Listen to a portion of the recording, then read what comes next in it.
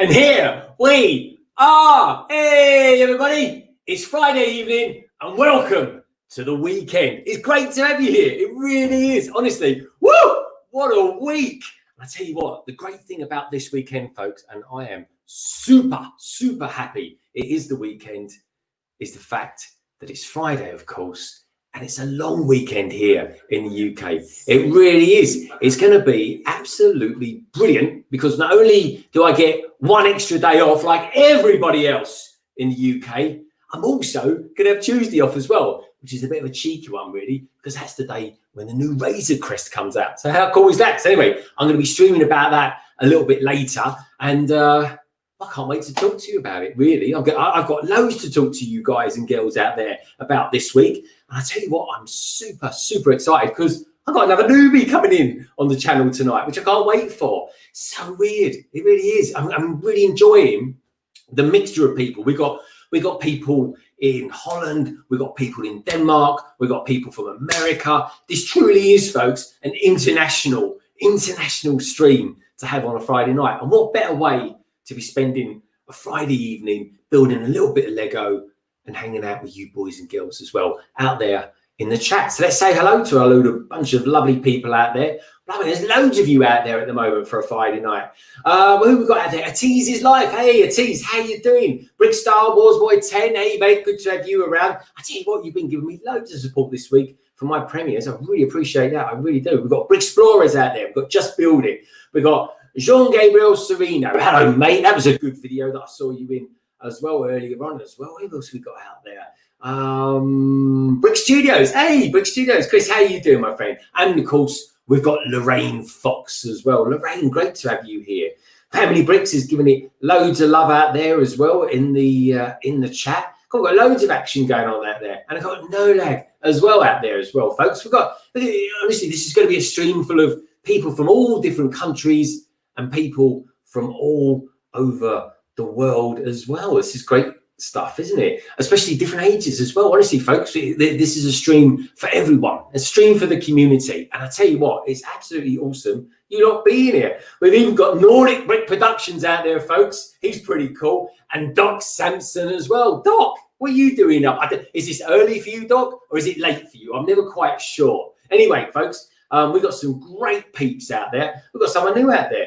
Long time watcher, first time chatter. Grits Bricks Stevie. That's a cool name. So Bricks. So Grits Bricks Stevie. That's a cool name. I've got to get used to saying that one.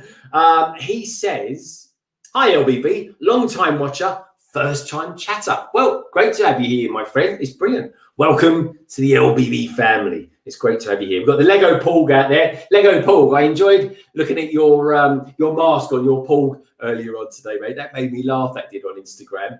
And we've got Blueberry out there. And, of course, Brett's Build. Brett, how you doing, mate? How's your train building going? Anyway, my voice is already raspy. And I've only been doing this for a couple of minutes. Anyway, let's start getting a few of the peeps in, shall we? Now, I've got to say, folks, since last week, there's been major changes on the interface of the fantastic StreamYards. So if it comes across as a bit clunky for the first few minutes, it's just basically me getting used to a slightly new interface. It's not quite as right-clickable as it normally is. Personalization needed there, StreamYards, if you're watching. Anyway, who can we pick on? Let's pick on the guy who's actually been all over the British Isles this week, folks, in his infamous white van. He is, of course, Solo Brick Builder. And I'm amazed I even made it, but I'm here. It's great to have you here, my friend. It really is. How's your week been? Because you've been here, there, and everywhere, haven't you? I've been absolutely everywhere, and I've been soaking wet. It seems like no matter what part of the country I've gone, the rain has sort of followed me, and it's as you might be able to see, it's still behind me now. So it's pouring here. I tell you, it's absolutely pouring all over England. Scotland and probably Ireland as well. But honestly, folks, the weather has been terrible. Do you know, Solo, this time last year, we were hitting new records of heat in the UK. And now look at us. It's blooming freezing. It really is. It's freezing. It's wet. It's miserable. But we got to keep the smiles on because, come on. Well, that's exactly what we're here for, folks. Exactly. faces. It's Friday. Come on. It's the weekend. Love it. Not Anyway, only just any weekend, it's a long weekend for us. So it is a lovely long weekend. Mine's an even extended one because I've got Tuesday off as well. all right, rub it in. Because you know what's happening on Tuesday, folks? Razor Crest is coming out. God help me if I don't get it. But anyway, let's get someone else on, shall we? Where should we go, folks? This is an international one. So where should we go to? I think, shall we go? I nearly said Margate then. That's not quite international, but it is international. But I'll be with you in a moment, Matt. Don't you worry. Let's pop over. I think we'll go to Europe, shall we? Let's pop to Holland and look up in the sky. Is it a bird? Is it a plane? No, it's a star. SaraStar Bricks. Hello, Sarah. Hi, everyone. I am liking that castle that you've got there. Yeah, it's the mysterious castle, the hidden side castle. It looks amazing. I love it. And is it quite finished yet? Because isn't there Solo? We've spoken about this set. It seems to be loads of chat about it. Everybody seems to love it, except that there's this odd coloured section on it. It's beige, isn't it? Yeah, we haven't done that part yet, so there's still about half the book, I would say. 3 bags left. Oh, okay. Now, see, I'd love to make it bigger. But I can't for some reason or other. Oh, hold on. Here we can. Check this out, folks. We've got a new button in the interface. Here we go. That's good, isn't it? I like it. Oh, okay. I'm loving that. I tell you what, I don't like this new interface that much. Everything's in. I'm not joking, folks. I've got a 28-inch monitor that I'm looking at here, and StreamYard's in the infinite wisdom of putting a tiny button about that big. Honestly, no bigger than the now on the end of your finger. But anyway, Sarah, great to have you here. So that's Holland, folks. That's Holland. Unbelievable. Oh, look, there's Mrs. Solo over there. Look at that. There's Mrs. Solo putting out her washing. Yeah, pushing me out the way. I'm intrigued now. What is she washing, Solo? What's she hanging out there on the rads? It looks like a load of my doities. What the hell's that? Doities. What's doities? Doities. Doities. Anyway, folks, we're keeping it real tonight, folks. You stick with us. We're down with the kids. Don't you worry. Life and all that. Life and Lego and having a laugh, folks. That's us through and through. It really is. Anyway. Someone I was going to pop over to America. Oh, there he is. He's there. He's the right hand. I recognise the right arm. Don't ask me what I'm looking at, folks. But anyway, that's. Are you there, Titanium, or are you just teasing me with your arm? No, he's there. Okay, folks, let's pop over to America. Not only is this guy the guru of all things Ninjago and seems to be, I don't know, anything to do with Lego and Asian. This is a new angle, folks. It's almost like introducing someone new to the stream, but it's a new angle. He is, of course, the legend that is Titanium J52. Oh, hi. Oh, I'm loving it. Oh. And he's got wheels on his chair, folks. Oh, yeah. I'm at college now. I can't do it. Different setup. I like it. It looks good. No Lego, though, but I like seeing your face. I've got a little bit. It's on the shelf, and turning it around would be a big hassle, but I brought a little bit. Oh, I'm loving it. I'm absolutely loving it, Jay. Honestly, so what have you? Has one of your brothers or sisters left home and something, and you've been upgraded in the rooms? What's going on? No, I went to the dorms, so I'm now at college. Oh, he's at college. Oh my God, folks, we're this is fantastic. I'm liking it. This is really cool. Well, maybe we'll have a little look around later. Shows where you got your Lego stashed. That's really cool. Anyway, Jay, look, it's great to have you here. My God, it's just so cool. I'm so used to seeing him on this side, folks. It's almost like a comfort blanket, but he looks all different. It's not only is Titanium J different tonight, the interface is all different as well, folks. It's all crazy. But anyway, let's just have a quick look at the stream before we bring anyone else. I just spotted someone in particular that I wanted to say hello to. Now, I love you all, folks. You know that, don't you? Papa's Bricks. Papa's Bricks, we've been chatting on Instagram for the last couple of days, folks. He's based over, am I right, Papa's Bricks? I think it was Texas, isn't it? Is where you reside. Anyway, folks, he's got a quite cool little channel on the go there. He's a new YouTuber. He's just kind of kicking off and doing his thing. But anyway, from Texas, should we stick in America? Should I stick in America? No, I'm going to come back. The last American we got coming on, folks, is He's the newbie. He's the newbie of the chat. And I can see him looking at me. He's smiling as he's building something. He's trying to look cool, folks. He's trying to look cool. And he is cool. He's a good guy. But we'll have him in a minute. I'll tell you what, let's go to a cool guy. And Matt is not only cool because he's a fantastic artist, folk. He really is, honestly. But where he's at the moment, of course, he's in England. It's blooming freezing over here at the moment for August, albeit we're on the epiphany of September. He is, of course, Matt Elder, aka Family Bricks. Hey, thanks for the introduction. How's it going, Greg? I'm good, mate. I almost sounded like I was I nearly said, I kept Family Fortunes was in my head all the time. And I thought, no, I want to introduce him like a Family Fortunes, like an old 70s game show or something like that, folks. But of course, he isn't Family Fortunes. We're fortunate to have him here. I agree with you there. But of course, he is, of course, Matt Elder. Matt, how have you been? You've been streaming today already. You're first off over the line with your streams on a Friday. How was it? Yeah, it's good. It's always interesting on a Friday because you can slightly get ahead of some of the news and things like that. And then it's just sort of like, you've done a bit of the hard work, and then it's nice to jump on a Friday night and just sit back and chat with everybody else and not let somebody else, host and organize it. So it's brilliant. Brilliant, mate. That is awesome news. I've just been corrected, folks. Tonight we are going to have on our first Canadian. That was hilarious. I like that.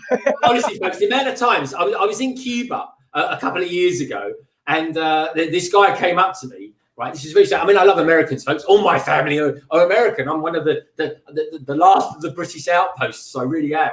So anyway, this guy came up to me. I was on a buffet menu, or buffet as we call it in England, and he came up to me and he goes, "Hi there, how you doing?" I was like, "Yeah, I'm fine, thanks." And he went, "Just so you know," I can't do an American accent, folks. I'm used to say it. He goes, "Just so you know, I'm Canadian." And I was like, "Oh, okay, fair enough." But anyway, it was the strangest introduction I've ever had. But anyway, that's a story for another time. I think, folks, we need to head to Europe whilst we can. This guy, I can only describe him as a person that is a joiner.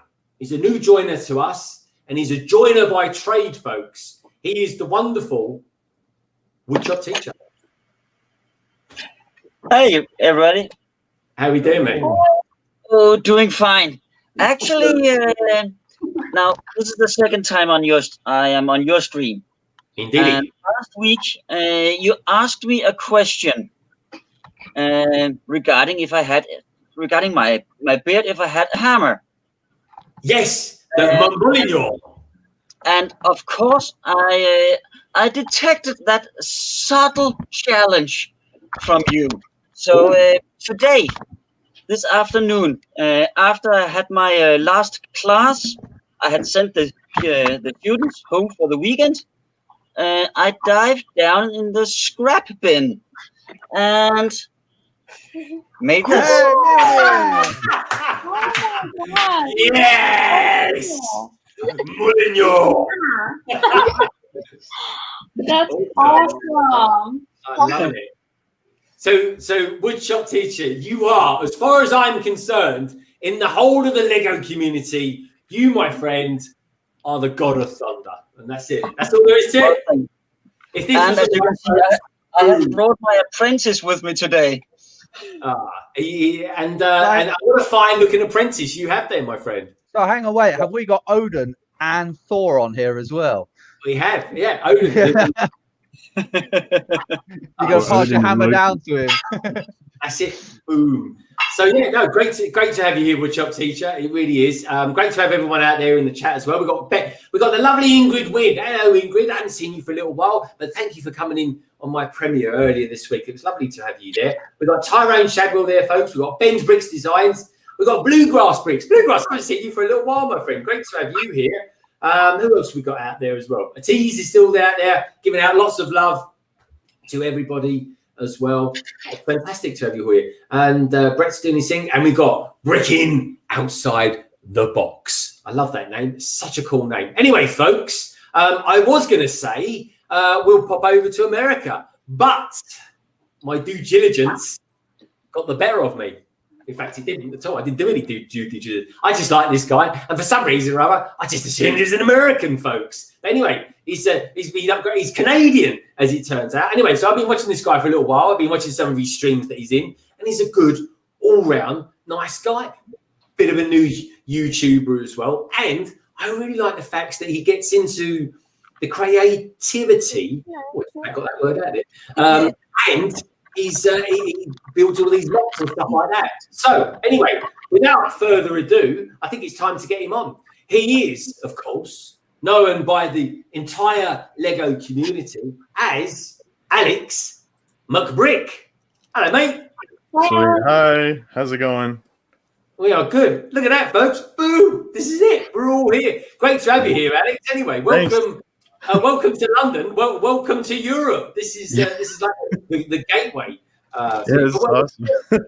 Whereabouts in Canada are you? Are you on the French side, on the English-speaking side? You know, I'm full of more questions now. No, it's all good. I'm in like the smack dab middle of Canada, so I'm in Alberta, so I'm pretty close to the middle. Alberta, God. So what time is it out there then? What time zone are you? You Central Time? I am Mountain Standard Time, so it's almost 1 p.m. here. What, 1 p.m.? 1 p.m. Oh no. Oh, 1 p.m. You know what? I was just about thinking of having a lunch break at 1 p.m. Fantastic. So anyway, so what's going on? Anyway, so Alex, we'll be talking to absolute bundles later. We will be, my friend. It's great to have you here. What are you building at the moment, Alex? I'm building the what is this called? The T-Rex Rampage, I think. No, that's the big one. Hang on. No, just this one. The T-Rex Dino Mech Battle. That's what it's called. Okay, cool. I bought that like every other. Oh, does it have a Chris Pratt? It does, yeah. Oh yeah, best set ever. Sarah, try and control yourself. Honestly, you've only got to mention the two words, Chris Pratt, and honestly, Sarah goes shaky at the knees. It's like a magical thing, folks. It really is. Anyway, it's a big deal. I tell you what, folks, getting people out of solo layout. Honestly, solo. When you do your stream next Wednesday, check out the interface. It's a bit skew with, folks, believe me. And I know a lot about I'm quite interested to see when they upgraded that, because obviously I didn't stream this week, so I don't know whether they updated it then or. Yeah, done it this week. I didn't. Yeah. I wasn't involved on the memo, folks. Believe me, I really wasn't. Yeah. It must be this afternoon, because when I did it this morning, it looked the same as normal. Yeah, no, you can't right click on anything. So you know I normally right click on stuff and do things with it. What can I do with this one? I remove you can. What they've done is I think someone just fell off. I think we just lost the Canadian, folks. Oh, Alex. The Canadian's gone walkies, and so is Chris Pratt. Where's Chris? Chris Pratt is gone. No, he's coming back. Alex McBrick. He's metamorphosing in front of me, folks. Anyway, let's bring him back in again. Here he is. Okay. That was weird. My screen is going all funny. I don't know why. It's just a green screen from you. That's called a Windows update, that is. Yeah, I guess so. I don't know. All right, let's have a look, see what's going on in the comments. We've got Studio it's flowing by. Studio Brickton. I always go to call it Beckton for some reason. I don't know why. I think it's because I used to live very close to a place called Beckton back in my old East London days, folks. Cool, that was a long time ago, I tell you. What we got here says, don't worry, we'll apologise to you when he comes back. Honestly, Alex, it's very good to have you here. Let's get rid of that banner so we can see. Don't forget, folks, everybody who is here tonight, and there'll be more coming in later, folks. We've got someone flying in from the Republic of Ireland. He'll be in a little bit later, and we've got solo brick builders, SaraStar Bricks, the teacher and the apprentice, aka the God of Thunder. Titanium J52. It's a college at the moment. That's pretty cool, isn't it? Testing out their internet access. Alex McBrick, Canada. We're everywhere, folks. We're all over the globe today. We could do with someone in from Japan. That'd be quite cool. Get someone in from Asia. So yeah, this is all very, very cool. And don't forget, folks, look, it's all about the community, right? Everybody that's out in the chat, connect with each other. Everybody who's in the stream, you will find everybody's channel details down in the description below. And under the newbie section, of course, you'll find Alex McBrick. So, Alex, tell me this, Alex. Have you got any Scottish blood in your family then? Yes, I do actually, and that's where the Mick comes from, right? So I definitely do. I don't know, like I think it's from my dad's side, and it goes like pretty far back, but I don't really know too much about it. But yeah, I definitely do have Scottish in my blood. Fantastic. I'm liking it, Alex McBrick. And how long has your channel been going for, Alex? Since January this year, I think. So pretty new. All right, yeah, that is new. Oh, well done, mate. I'll tell you what, you're building that. So please do check out Alex's channel, folks. We're all YouTubers here. We all could do with some subs and some thumbs up.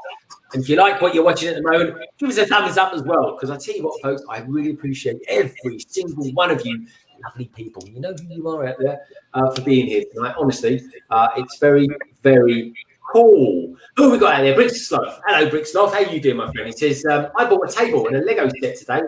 That's my budget for the paycheck spend. I've got to get some tables, folks, because obviously now I've got a city to consider. Legondon, which is a combination of the word Lego and London. Put them two together and get Legondon. So I'm going to go with that. That was Doc Sampson's idea. He gave the inspiration for that one. So yeah. What else we got going on in the chat there? We've got a T saying, "How's your day going?" And Brick Studio saying, "Has Alex McBrick met Brixie in real life?" Oh, I've got a question for you, Alex, in the chat. No, I haven't. Have you met Brixie? Sorry, you go ahead. No, I was going to say, Alex, have you actually met Brixie? Because I'm only asking you this now because I didn't even know Brixie was Canadian. I just presumed he was American as well. Yeah, he's definitely Canadian. Yeah, he lives near me. I haven't seen him in person, but I definitely know he lives very close to me. Yeah. All right. Yeah, just look for somewhere where there's an obscene amount of Lego being ordered. I think he's moved recently, hasn't he? Hasn't he got Yes, he just moved. Yes. Oh, yeah, because I quite like Brixie. I've got to say, folks, he's a good guy. I actually like him. And check out his channel. I mean, he'll probably gobble us all up for subscribers. But I tell you what, folks, he's a good lad. He really is. Ingrid Wynn says, "I sub to Papas." Oh, thank you, Ingrid. I tell you what, he'd appreciate that. I think he's got. He's very new. He is. He's got something like 20 subscribers. So, folks, do check out each other. This is what it's all about.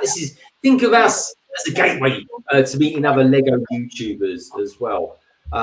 So, Matt, you look like you're doing some art there. It's a bit upside down from my angle, but tell us a little bit about what you're doing. I get it a bit better there with the camera because I'm not in my usual location, so I'm like on little coffee tables and things. But last week when I had my cartoon characters, You Say I Draw stream, somebody suggested one of the Monkey Kid characters, and I really liked that, and it was part of a larger image. And I thought, actually, I like the whole image, so I might draw out the other 4 characters. And yeah, so that's sort of. Hopefully, I got through a lot of it tonight. That's kind of what I'm up to. Okay, good stuff. Good stuff. I'm liking it. I'm liking that. The Monkey Kid. Do you get quite on your drawing, your art stream? Do you get quite a lot of people wanting the Monkey Kid stuff on there? I get a variety of stuff. It's there's pretty consistent sort of audience, which is largely Lego people. But funnily enough, they want other pop culture type things. So it's good because otherwise I'm not, completely drawing Lego for 3 or 4 hours or 5 or 6 as it's becoming so. And it's good because it's lots of people will suggest things that I've like properties I've never really drawn before, and then occasionally things I don't even know about. So you get to just learn a bit more and extend your artistic influences and input, which I really enjoy. Okay, I'm liking that. Very cool. I'm like, and what are you drawing to the right of him, mate? It's one of the other characters. Like I saw the first couple episodes about a month or 2 ago now, so I can't even remember the character. I'm just looking at the picture of it more than anything. I'm sure somebody out there in the chat will be able to tell us exactly who it is. So. Hello. Yeah. I forget the names of the actual characters that are in it. I've got them down to. I've got them over here actually. Some of the instructions for them. Pick this up. There's a little mini mech of one. Maybe I'll do a video one day, folks, of what I've got on my shelves. I don't know. We'll see one day. But here we go. Look at that. Boom. There we go. And I tell you what, it's actually quite dexterous as well.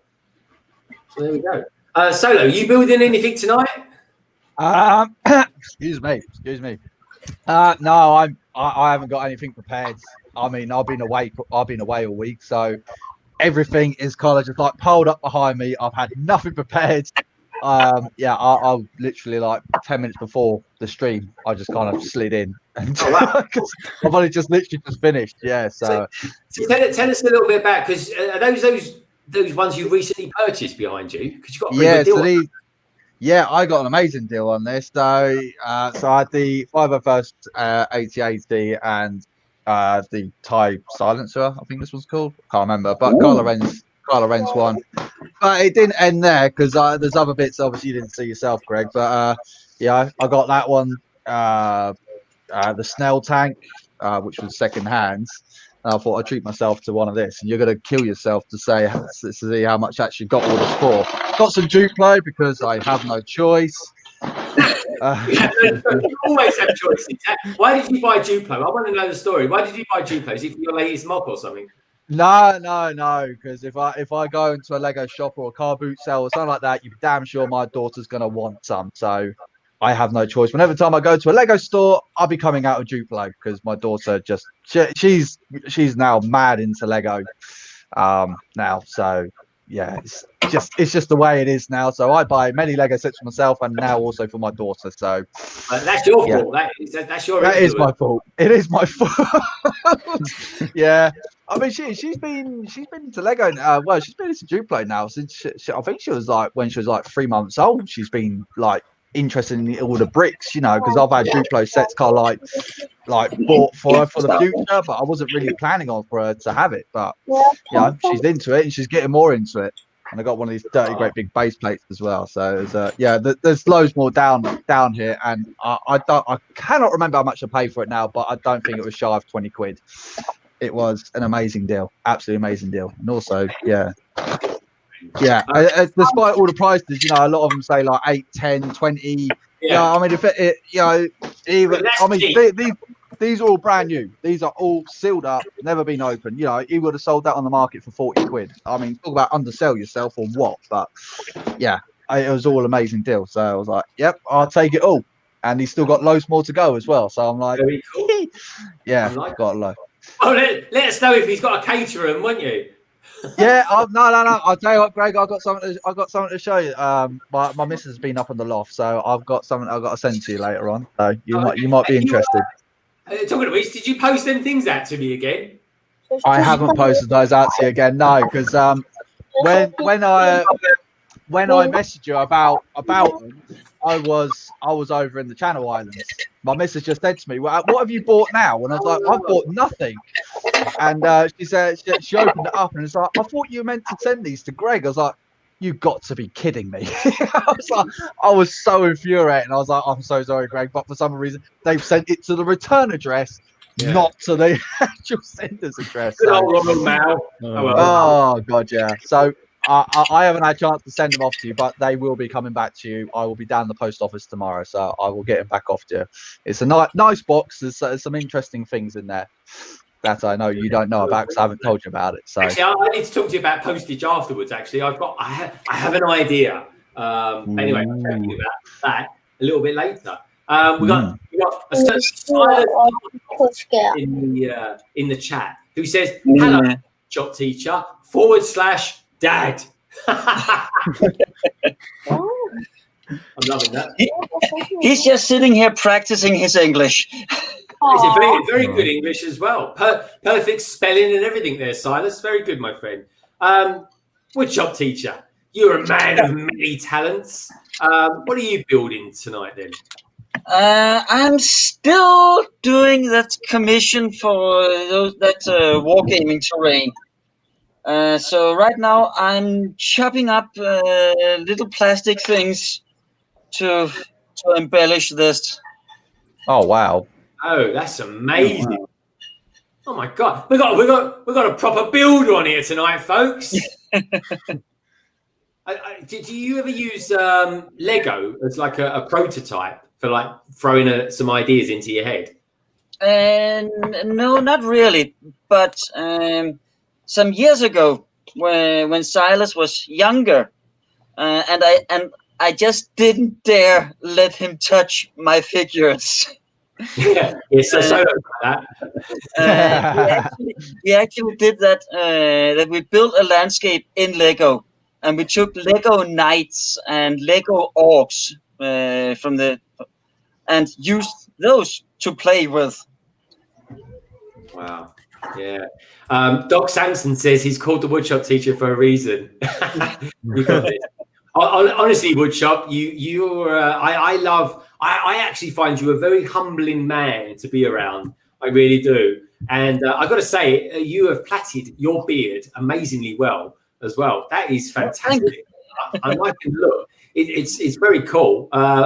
Is it me, folks? Right? Or is just everything about the woodshop teacher just blooming cool? It's just fantastic. I love a bit of Northern Europeanness. I really do, folks. And talking of Northern Europe, or slightly more northern than us Brits here, SaraStar Bricks. Sarah, what's going on where you are? Not much. Just working on this lovely, mysterious castle, which a couple people in the chat, like Tyrone and Brett, have been asking about. And the castle is really awesome so far. I really am liking it a lot. It's just got some really nice details that are fun to be putting together, and it just looks cool. The minifigures for it are really awesome too. Really cool. Oh, that is. I love the way that everything looks normal, but you look at it in a particular angle and it looks more ghostly. Oh, definitely. I mean, the only thing is at the bottom, which is kind of hard to see, there's like a monster down there. I don't know if there's any cover for that, like maybe this. I don't know how that's going to work, but it's really cool. I love this castle so far. We'll see how I feel about it when I get to those beige bricks. Cool. I'm liking it. Have you what's been your favorite part of the build so far on that? Because the stickers look quite good on that as well. Yeah, there are really a lot of stickers, Greg. Oh my gosh. So for those of you in the chat, these are the sticker sheets, and I'm still working on them. So there's a lot of stickers in this set. But my favorite part so far, I guess I also favor the organ. Oh no, that's the haunted house. I'm starting to get confused because I'm building the haunted house and the mysterious castle at the same time. Oh really? Okay, Yeah. Now, are you finding there's similarities between the two? No, it's just probably because thematically they're both kind of creepy and haunted, so I'm like confusing them in my mind. But it's really cool though. I mean, look at the awesome details in this. I guess one of my favorite parts is actually the stickers that are in the front that make the stained glass windows. Those are really cool stickers. They're kind of hard to see, but they're really nice. Yeah. God, they're big stickers as well, though, aren't they? Which is kind of nice. Yeah, those ones cover entire window. Yeah, and it's a big window as well. I've really got to get this set, Sarah. I really have. I'm going to wait for it to discount before I get it, but I'm really interested to know, right? One, I'm interested to know if anyone in the chat's actually built this set as well. And secondly, have you built the Newbury School set? I know Brett has built it. He was one of the people who inspired me to pick this one up because I really liked the way it looked. And then when I saw Brett's, I was like, wow, I have to get this thing. Oh, cool. Tell me, Sarah, have you built the Newbury School? I was wondering what the comparison between that and the castle's like. I have built the school. I got the school quite a long time ago, and it's in the back room area. It feels bigger to me than this one. So it's the largest hidden side set, the school is. And I like the school a lot, but they're kind of similar in the way that these ones display. Like open in the back, solid in the front. But the school is really nice as well. And I do play the phone app game sometimes. So I like to try to collect all the ghosts from the different sets. Yeah, it's cool. I love it. I think it looks really good. And do you know what? I'm loving it as well with all the Super Mario sets you've got going on there. Yeah, it ends up looking like Bowser's Castle or something. It's like a cool. villain Very cool. hanging out I like it. Loving it. All right. Good stuff. Right there, then. I've just got to look for the thing to do. Oh, here we go. I found it, folks. There we go. We're back. We are 7 again. So I don't know, folks. Let's change a bit of banner, do we? Check each other's channels out. I think we will. Let's pop over to Canada, shall we? And see how our favourite Canadian YouTuber is doing this evening. How are you getting on with that Jurassic World build, Alex? Pretty good. I'm on bag 3 right now, building the arms of the mech. Is what it's looking like right now. Oh, I'm not a super huge mech person, but it's kind of cool. That's exactly why I bought that set, because it's got the mech in it. There's so many people that bought it for that. I'm like, no, I just wanted the dinosaur. I don't want the mech. Dinosaur in it. So I'm checking out your shelves, and I can see all your books there on philosophy and economics, and there's a whole bunch of Star Wars there as well. I'm joking, folks. I can't really see what books he's got by the way. Is that what's that set I've got over your left shoulder? Is that the that's a he's got a 501st set, folks. Oh, that one right there. Yep. Loving it. Good stuff, mate. We've had full fun and games on this channel. I tell you, trying to get hold of those, we really have. And we've been quite lucky in this country. Like the likes of me and Solo, we've done quite well actually. We've got our 501st stuff, and I even managed to pick up a couple of extra vehicles from the 501st set that someone didn't want. The vehicles, they just wanted it for the vehicles. Sorry, they wanted it for the figures, not the vehicles. So only paid like £8, I think it was, for the two, which was quite nice. Are you setting out your minifigures there, mate? We see you constantly. Nah. My this is all going. This is all disappearing. This is all being boxed up. This is all going because we're going to be moving house in the next couple of months. So yeah, I'm starting the preparations of emptying all this. Have you bought somewhere now?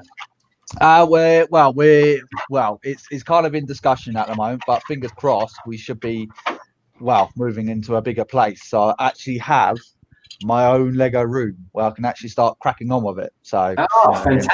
Well, that's good. So the next load of streams is going to be just streams of me just dismantling stuff because that's quite literally what I've got to be doing now. So as much as that set's been destroyed, it's got to be destroyed one more time. So clean film it. Yeah, I've got to be honest. Controlled destruction. I reckon you live in just throw it out your balcony. Let's see what happens. Come on, let's happen, folks. Come on, Solo. Well, there was an accident that happened on Sunday. So before I was leaving for the Channel Islands. So I know it's not a video that anyone's seen yet, but there was this set behind me here, which is what do you call it? The Knights of Ren transport ship. So on the Sunday, I just finished doing all my B footage and all that kind of stuff before I ended up shipping out, and I picked it up and I was talking about how durable the set was and everything else like that, and it exploded because my daughter decided to run into the side of the table and it just kind of slid off and just went it just went bang. So my missus had something to do for me, so I said to her, can you rebuild that for me please? So yeah. God, yeah. So no, it's a cool setup. It's a cool set. I'm loving it, mate. That's pretty cool. I'm loving it. I tell you what, folks, I got something got delivered, right? Because Solo and Si O'Connor, we're all going to be doing a live stream on the 1st, which is Tuesday. God, I have to think what day it was then. And that's live, by the way, folks. I think, in fact, if you want to find the link, you'll find it down in the description below. So anyway, I thought I'm going to buy myself some Mandalorian Funko Pops. So I bought a couple. I only bought them this morning. They've already arrived. So which ones have you bought? Well, I'll show you because I did order one particular big one, but that's not going to come for a couple of weeks yet. So it might be a blessing in disguise then that this parcel's been returned. Then, so what have you got? Well, I've got this one. Okay. There we go. The Mandalorian. And there we go. That's pretty cool, isn't it? If you like the Mandalorian, that's a pretty good one. I think that was a good one showing off his disintegrator rifle. I like that. That's a good angle. So that's that one. I got me hair. I got a hair out of place there, folks. Do excuse my makeup artist. But this one, folks, honestly, this one, it is fantastic. and tell me what you think about it as well. This is Moff Gideon. What do you think of him, eh? Okay, I've gained another Funko Pop. Cool. It's pretty good. Wait, did you send me this one? Yeah. Oh, I didn't know you was even into Funko Pops. Yeah, man, I'm big into Funko Pops. I'm a big collector of them. Not so much these days, but yeah, I was before I sent the parcel off to you. Well, actually, when I was down sending the parcel off to you, I popped into my local entertainer shop and I was like, I'm gonna get one for myself. So I bought that Mandalorian one. I was like, I know someone who might want that, and I'm going to make it a little surprise. I was like, right, quickly open the box. There's a little bit of room in there. Just shove them. That's all right. I've gave myself another Funko Pop. So it's cool though, because I love how they've done the lightsaber, because it actually looks like it looks like the dark saber. It's really cool. He looks like Darth Vader. His body looks like Darth Vader's. It does a bit, doesn't it? Yeah, it looks a bit. A little bit. But yeah, the dark saber I think looks amazing. It looks really cool. It looks. Anyway, really what do you lot out there think of them, mate? They're pretty good, aren't they? What a lovely pair. Very nice. I think I prefer Moff Gideon's only because that lightsaber, how it's structured up. I think I prefer that one. Don't get me wrong, the Mando looks really good, but I think that lightsaber, the detail they put into that is amazing. No, that's cool. Let's see what's going on in the chat then. So let's see what's going on in the chat. We've got Bricksish is in the house, folks. Good to see you here, Bricksish. Mama's Bricks says, hey, Brett's builds, just build it. And Blueberry as well. Jean Gabriel says, Tease, are you still going to give shout outs? Because Tease, you've been doing some live streams, haven't you? That's pretty cool. Mama's Bricks, good evening all. Good to have you here, Mama's Bricks. It really is. And we've got Barmer Bricks is in the house, folks, as well. Great to have you here, Barmer Bricks. It really is. It's fantastic having everybody here. God, I'll tell you what, folks, there's a wonderful amount of people out there tonight. And like I say, folks, this is all about the community. Check out everybody's channel here in the panel. And if you're thinking, how can I easily find them? Well, just go down to the description below. You'll find it in there. You'll also find out details as well of my stream and solo stream coming up on Tuesday. Building the Razor Crest. I like Will Harper's description of you. He's put down, you're the nicest person. I mean this in the nicest possible way, but you look like the bad guy from The Fifth Element. And I just suddenly realised what he's talking about. I can't remember who played him, but he's got that kind of quiff over. I can't remember his name, but Gary Oldman. That's it, Yeah. Gary Oldman. Yeah. Oh, yeah. Apart from he's got it bald, but Yeah, you know what? I was just thinking when I did it close up, I was like, I look like I'm wearing a hat. Do you know what it is, folks? It's what happens when you slightly run out of a little bit of hairspray. I can't believe we said it, but yeah, if I do that, look, there we go. You can see it. It's like a hand, folks. Honestly, you go. And if you're doing that, if it gets all messy, you just go like that. Honestly, it's funny, but it's terrible to play tennis while you're doing that. It really is. That's another ball game altogether, folks. That is. But yeah, Gary Oldman. Yeah, I'll take that one any day. yeah, I bet you would as well. Hey, we've got Buttchop 2021 in the house, folks. Buttchop, how are you doing, mate? Are you well, my friend? Great to have you here. I haven't seen you for a Friday for a few weeks. I hope all is well for you. Buttshop 2021 says, can we know about the WoodShopTeacher's t-shirt, please? WoodShopTeacher, the wonderful Buttshop 2021 is asking, what have you got going on your t-shirt, my friend? I know. I was actually just typing him. It's slay them all. It's a Pennywise Saw Freddy Krueger mashup of some kind. Oh, I see. Well, that's pretty cool. Is that like how can I put it? Like when I was a kid, I don't know why I used to watch horror films when I was a kid, folks. I used to be really into them. I remember a particular horror movie genre called Hell. What was it with the pinhead? Who's the guy with the pinhead? What Hellraiser? Hellraiser. My Hellraiser, yeah. Well, they were fantastic. I remember a guy. There was a quote. I always remember a quote on there, folks. It was a guy. He was thinking of being possessed and all this. I don't know what the context was behind it. Anyway, he had it done. He came out of it, and he was all powerful and everything like that. And he said, what was his quote? It was, and to think I hesitated like that. And I was like, ooh, that's good going. I like that one. So, and for some reason, and that was in Hellraiser, I've never forgotten it. It was fantastic. Buckchop is saying, he says he loves it. He goes, I love it. Awesome. It's a slasher fan show. Yay. Yeah. Here we go. Love it. Good stuff. I got it. It's from a mail order company called EMP. And they have all kind of rock, goth clothing. And this particular one, you can't actually buy it. It's given to you when you order above a certain amount. Right.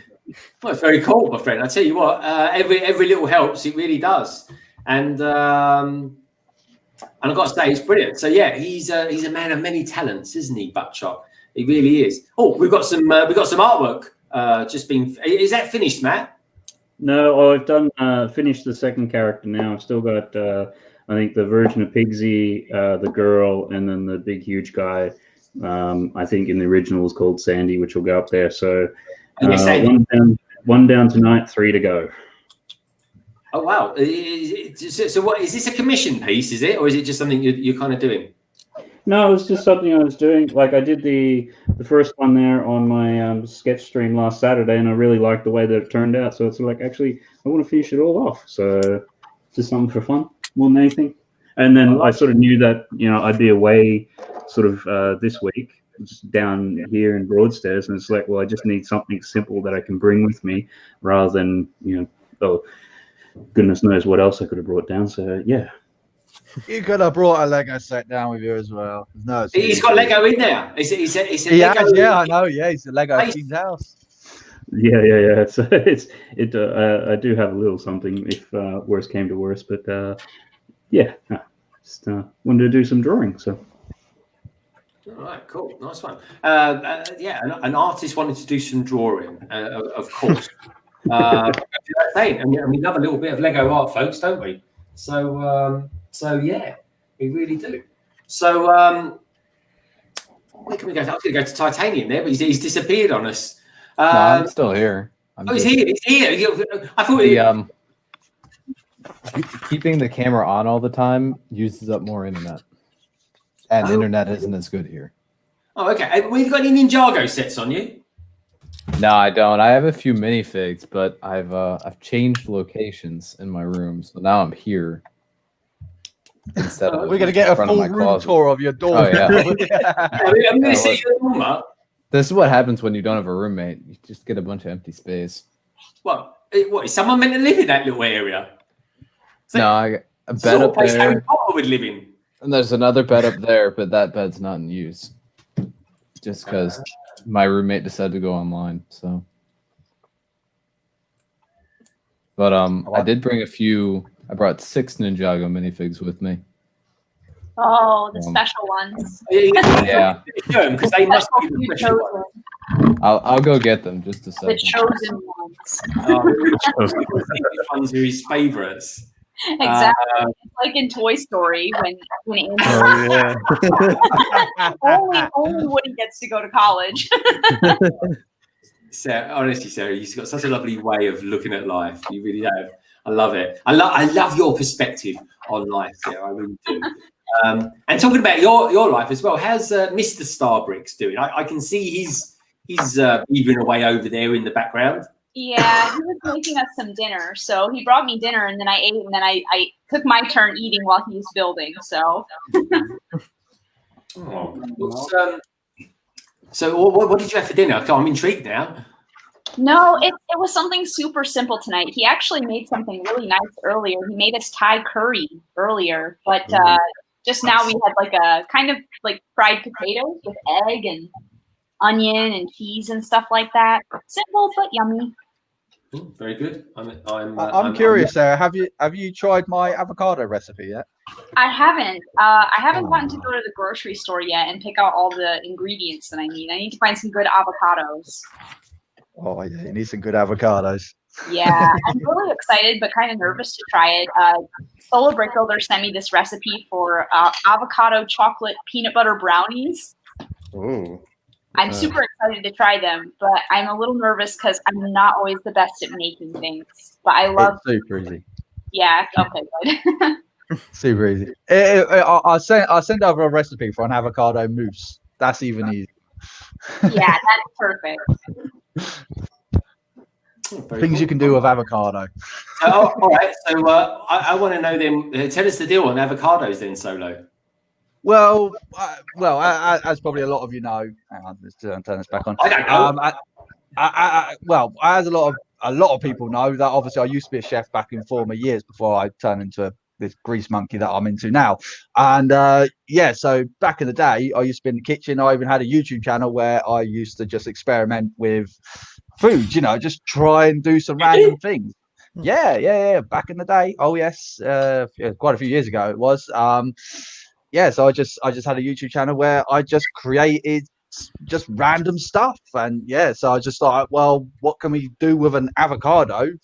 And I just basically put myself to a test. Well, I've got sugar, I've got chocolate, I've got 4 avocados, so I just kind of went, right, let's put it together and see it turn out. And it turned out, I had one amazing mousse and some avocado, some chocolate brownies as well to go with it. And I it's not particularly healthy, don't get me wrong, but if you are a vegan, it's the perfect alternatives to having your dairy-filled goodness. So it was kind of like, well, there you go. It was just topical for the time because my sister was a vegan. My sister's a vegan as well, so I was like, so she keeps saying, like, oh, how expensive it is to buy vegan food or vegetarian food. So I was like, well, I'll tell you what. It's the same as when my grandfather was like, when he came down with sugar diabetes, and he loved his biscuits. Oh my days, digestives and tea, like best combination. And trying to get a man off digestives and tea when they're diabetic is like, well, it's basically the form of Mission Impossible. So I went out of my way. I made sugar-free digestive biscuits. So I used substitute sugar. And ever since then, that's what, well, up until the day until he went into hospital, that's what was his alternatives. And the trouble is with that is that after doing a 12-hour day shift at work, having to come home and make more biscuits because he bloody well ate them all, is that obviously now you've got to start making more of them. So it does have its downturn.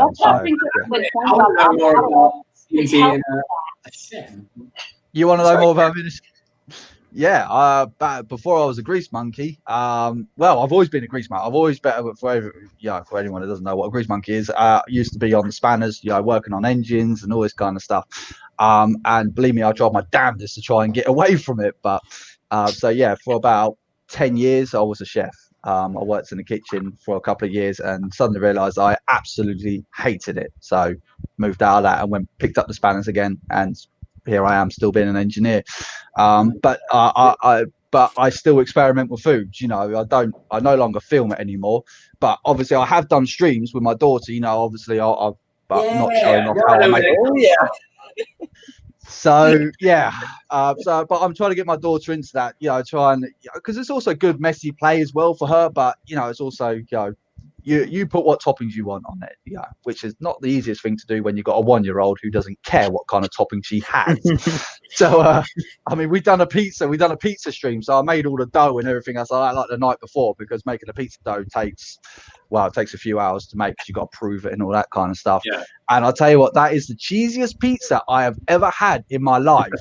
I think it had 2 slabs of mozzarella on there, and we had 4 different types of cheese on it as well. My God, if you were lactose intolerant, I think it might have killed you. I felt myself becoming lactose intolerant whilst eating the thing. I was like, my God. But it was but it's good though, because I do most of the cooking when it comes to the weekend here. So it has its downfalls. Yeah, well, that's the thing. God, I love hearing all these backstories about people. Even Buckchop 2021 just mentioned that he used to be a chef as well for 20 years. 20 years. Wow. God, that's a long time to be doing something. It really is. I can't think of something I've ever done for 20 years, but I'm sure it'll come to me one day. But no, good stuff. What sort of chef? What did you do, Butt Shop? And was there anything in particular that you used to do solo? Was there any? What was it, like a pub grub, or what was it? So first of all, when I was doing my Duke of Edinburgh award, I had to work in a normal restaurant, and unfortunately for me, it was not a normal restaurant that I got shoved into. It was a restaurant that used to be in the local town that I was in, but it was a 1-star Michelin star restaurant that I got put into, and I got put in there with the most chauvinistic chef you have ever met in your life. But I've never worked in the kitchen before, so not a live kitchen like this anyway. And God, he was perfectionist. But obviously he taught me a lot of skills in regards to being a Michelin star chef and kind of like taste buds and how everything's presented and all this kind of stuff. And then I went into work into another restaurant and basically become second-hand chef to the head chef. So while the head chef wasn't there, then it was my role to take over as head chef effectively. So yeah, with the Duke of Edinburgh Award, you kind of get bumped up quite high. The trouble is though, when you're a head chef, the responsibilities are on you. They are really on you, because anything that goes wrong, it's your fault. Not the guy over there cooking it. It's your fault because you should have been kept an eye on it. He's like, you know what? I'm out of it. Just because someone scooped up the ice cream wrong and it's the wrong shape or whatever. It's like, no, I wanted it round, not square, or something stupid like that. So, yeah, I actually had one customer that actually came back to me. His flake was too short. So I was like, you know what? Shove that flake. I make up for something there if you. Oh God, yeah. When you're working with these kind of people, everything's got to be like, it's got to be to the millimeter. It was, it was ridiculous. To the millimeter, very metric. It is. Oh yes, it very much was. Even down to how you sprinkled the sauce down. Even you believe it or not, like when they put the jus over top of it. That is how they sprinkle it over. It's got to be exactly 2 mil apart from each other. You can't just go, there we go, that looks great. Had to be absolutely precise. You get it wrong. Downton Abbey is real after all. It's very much real. So, titanium. I want to see. So these must be, if they're not arguably your favourite figures. I'm interested to know why they're with you. They're with me because A, they're figures that I like, and B, they're duplicates, so that if I somehow lose them, I still have the originals. But I have the Sig figure, of course. Well, that's you. Yeah. And then I've got JZX from 2012. I love my J. And then I've got Possession Nia from 2015. Mm-hmm. He always wears the claret and blue, folks. She's got good colours. Got General Cryptor, who is a repeat from last year, because I brought him along with last year as well. He must be a bit. Along with the Legacy Overlord. Oh, I'm liking that. Why is he purple? Because it's the Overlord, I guess. Oh, okay. Purple is part of his color. I don't know. Ask a silly question. And then, relatively new addition is Garmadon, because I got a repeat from the Ultra Dragon, so I brought him along.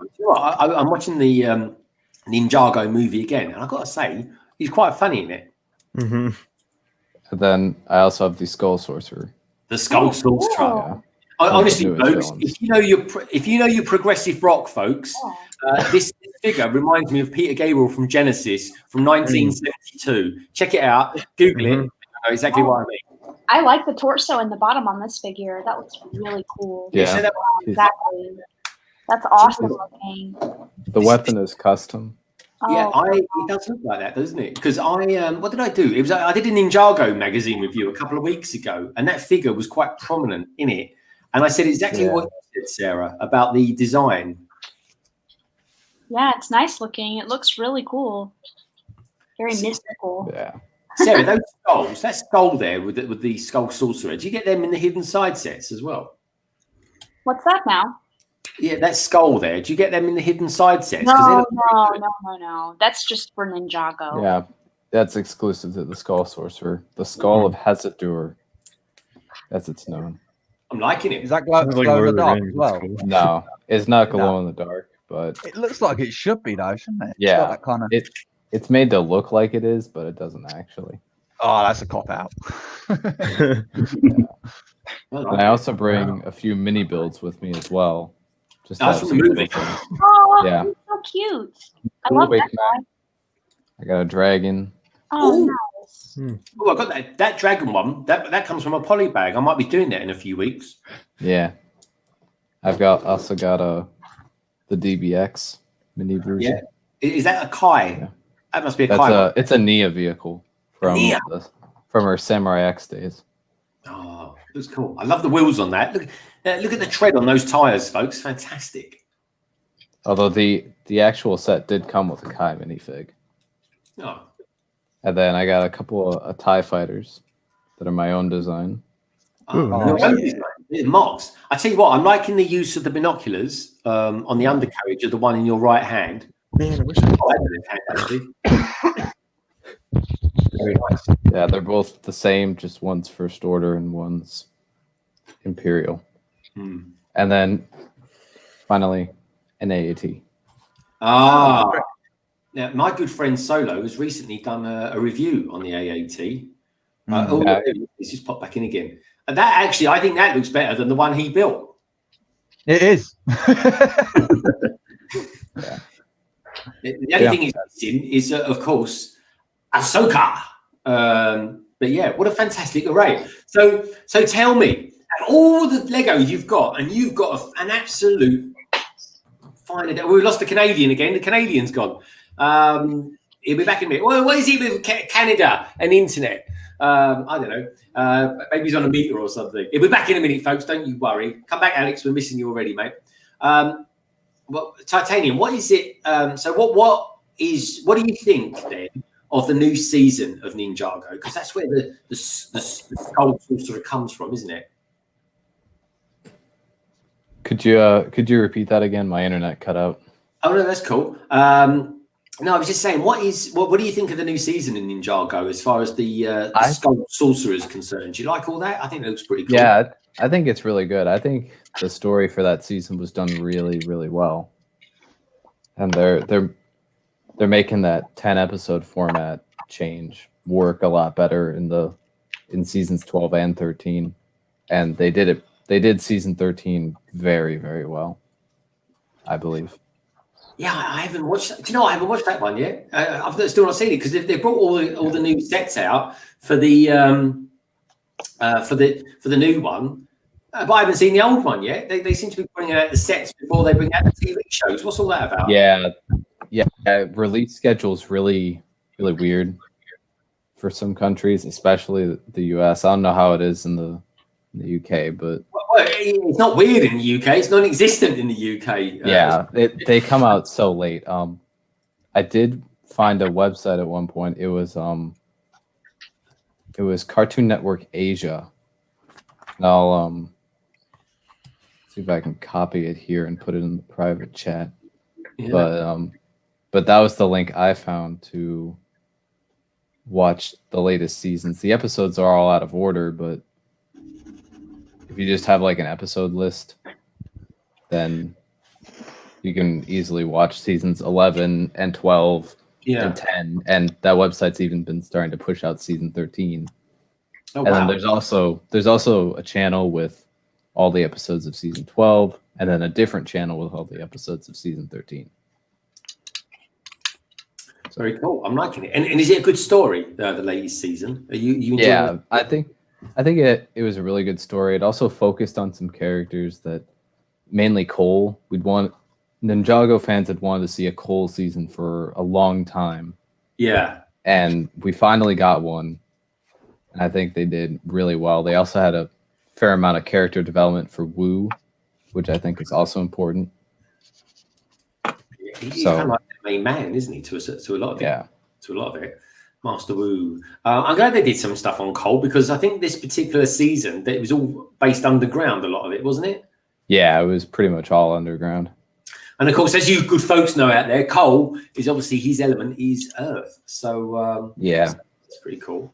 I'm liking that.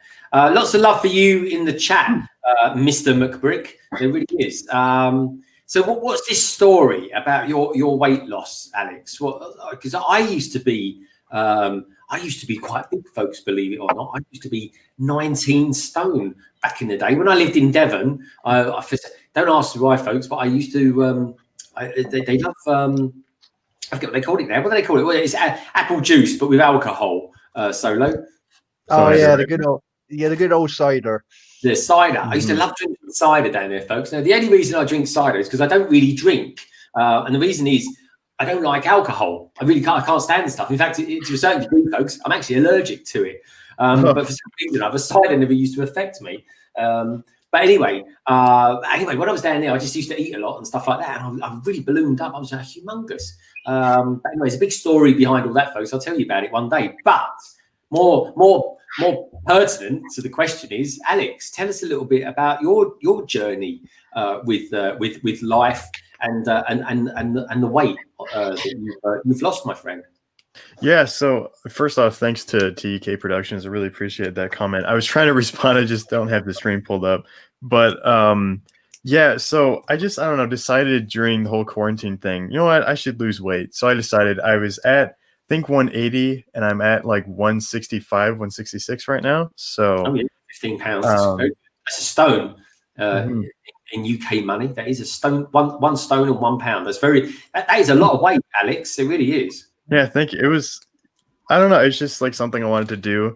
And I made like a challenge out of it on my YouTube channel. So it didn't go very well, but basically what I did is every time I ate something like unhealthy or whatever, then I would take $5 off of like a whole like $100 that I could spend on Lego or whatever. So I just kind of like kept going down every time I ate something like unhealthy or whatever. And and the point was to not spend money on Lego and to use that money that I like saved to buy Lego, but I ended up just buying Lego anyway, so it didn't really matter. So I decided instead I'm just going to send the money that I lost to charity. So at the second, I did it like for 3 months. So in the last month, I decided to do it for charity. So I had to send, I think like $50 is what I lost. So I have to send that to charity. So. Oh, fantastic. I tell you what, I can't think of anything more motivating than doing something like that on YouTube. That's brilliant. That is, mate. Honestly, that's fantastic. Well done. And I'll tell you what, folks, anyone out there who wants to lose a little bit of weight, you know, trim down a little bit, do you know what? Check out Alex's website, because I'll tell you what, everybody needs a little bit of inspiration in this world, whether it be Lego, life, or whatever. We all need it, folks. We really do, because together we're stronger. But that sounds like a bit of a cliche, but it is true, folks. I genuinely believe. I'm gregarious by name, and I am certainly gregarious by nature as well. And I honestly think that all of us kind of, you know, being a community, backing each other up all the time, being there for each other, folks, is very, very important in more ways than one. And we all have bad days, folks. Remember that. We all have bad days. Rick, er kommet med i chatten. Oh, we just lost someone. Who's that just dropped out? I think it was Solo. Come on, Solo, come back. Anyway, we've got someone new in the green room, folks, and he's preparing himself now. I can see him. He's doing his makeup. He is. He's powdering his face. He's doing now, folks.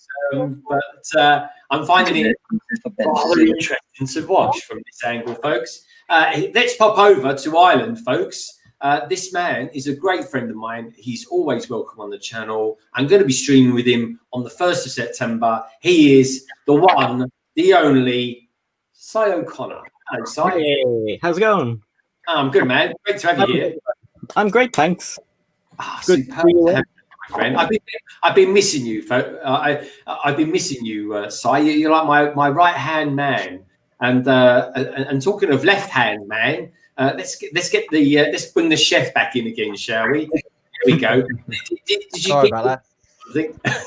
Yeah, my internet just decided to have a nice little moment there. Sudden thing. So good to have you here. Anyway, look, whilst you were busy gallivanting and trying to reconnect yourself, look, we've got Cy O'Connor in the house. Hey. How you doing, my friend? I always get that I see what I'm going to do. I'm going to. So I was just chatting away with the girls and boys out there, Si, and just saying that you, solo brick builder, and I are going to be streaming on Tuesday, and that's pretty cool. So let me just. What I'm going to do, folks, is put it in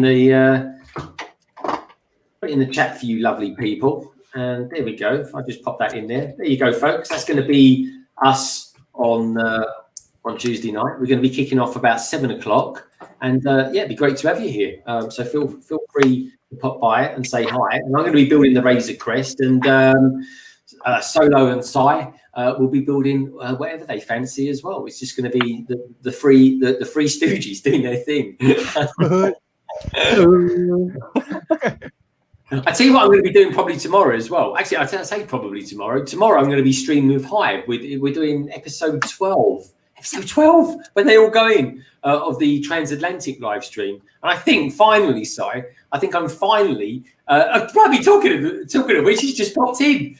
Brick Hive's in the house, folks. Hey. Trains to luck, folks. My American brother. I was just literally saying that we're going to be streaming tomorrow. So do check out Brick Hive's channel for episode 12 of the. I love it, folks. I love it. The transatlantic live stream where America and the UK meet. It's fantastic. Can't wait for it, mate. I really can't.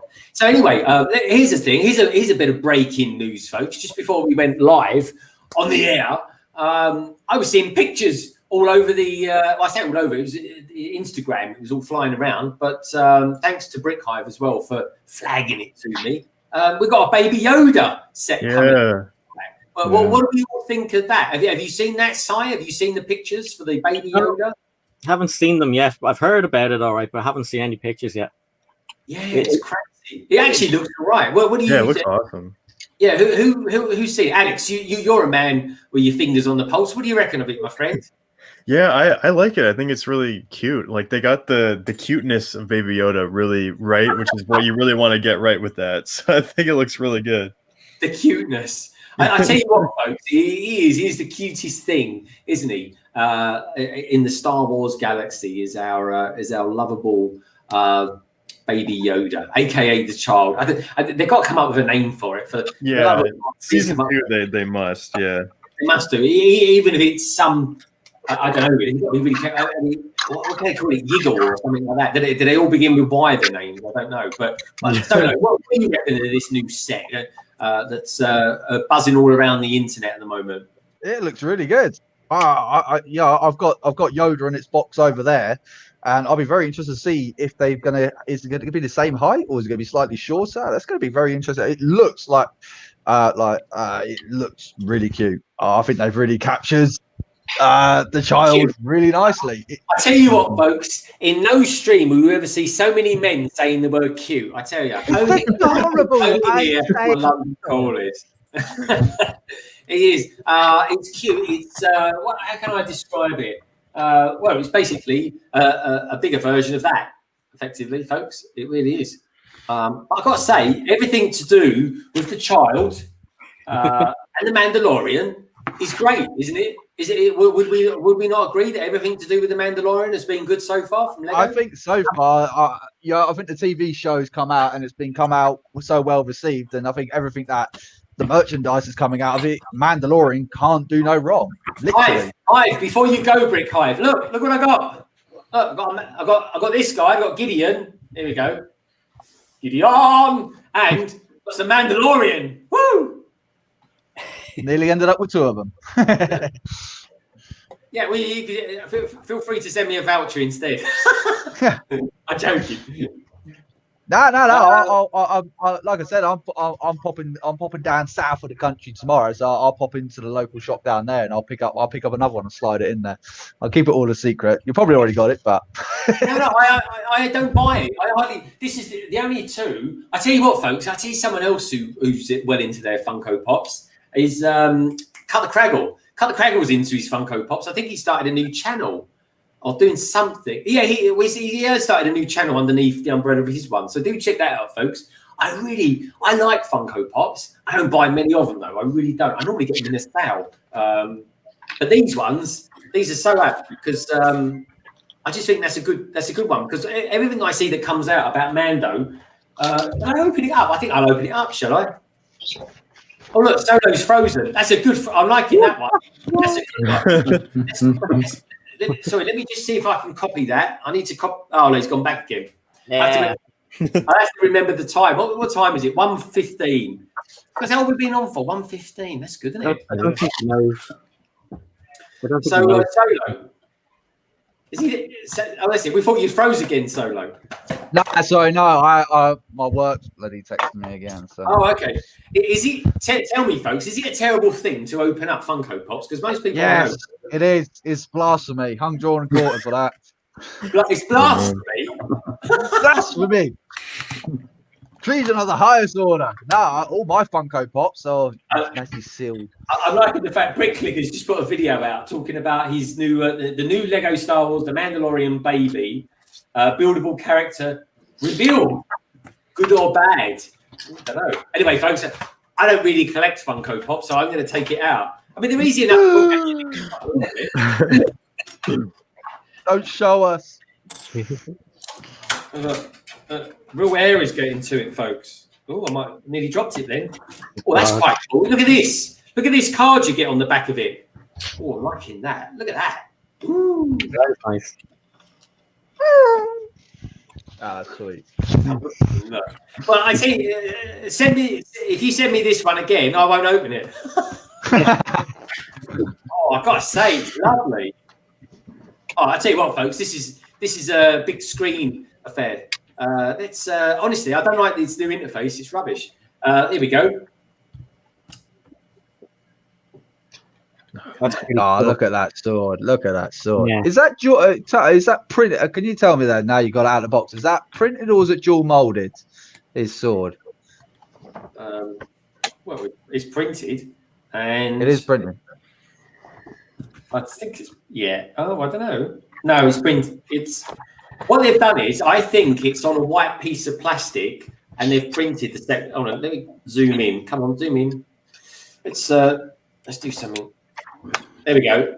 See that? Oh yeah. I see how they've done that now. Yeah, they've just painted over top of it, haven't they? Yeah, that's pretty cool. That it is really cool. Don't you think there's hints of Darth Vader about that? Yeah, I think it's because he's a TIE pilot kind of costume that he's got going on. It's very similar, isn't it? I'm loving it, doesn't he? It looks like he works in a like a chicken shop or something, like from same actor. Oh, I love it. That's a really cool one, folks. Wow, loving it.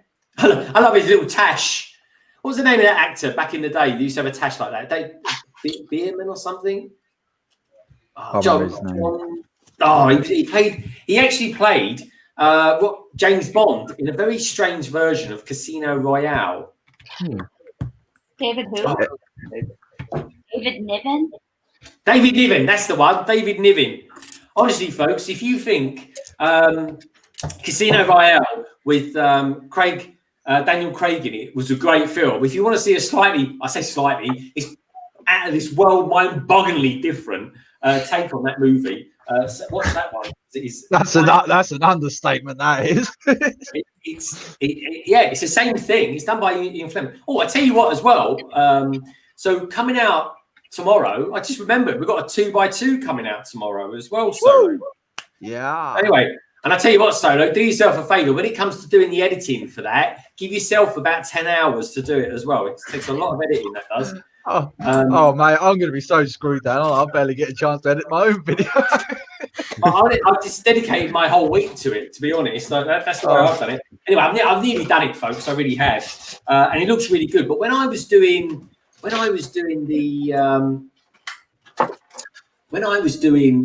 research into Chitty Chitty Bang Bang, which, by the way, folks, features this week on 2x2.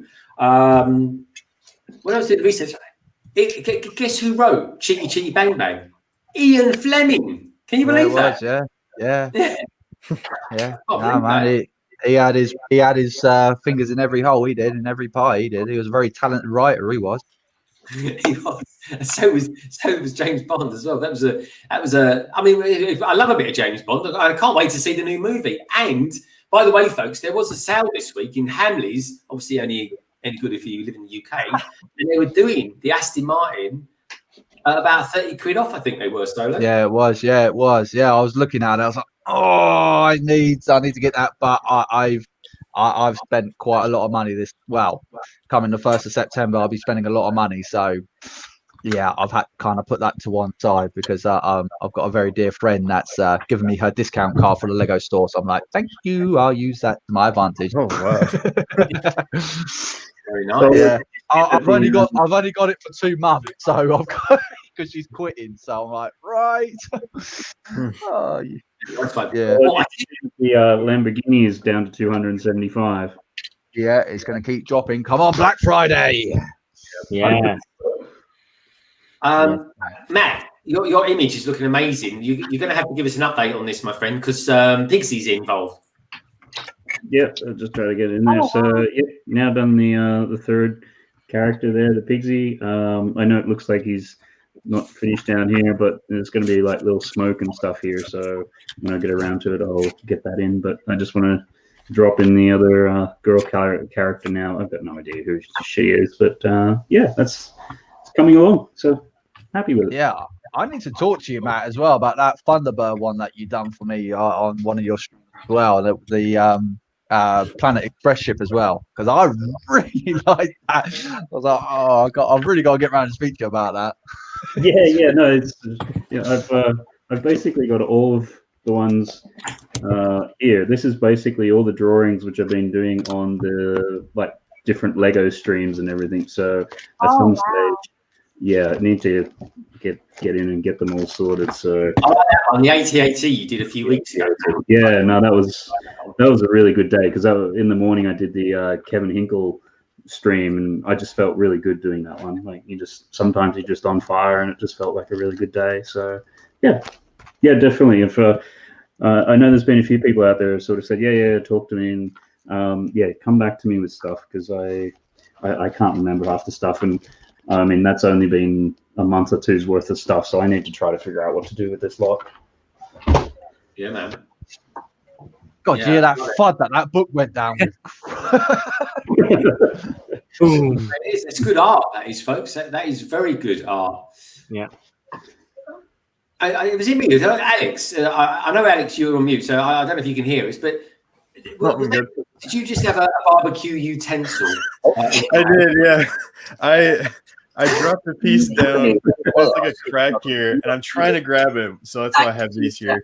I'll tell you what, show us that, Alex. I've got to get me one of those because that is a great idea.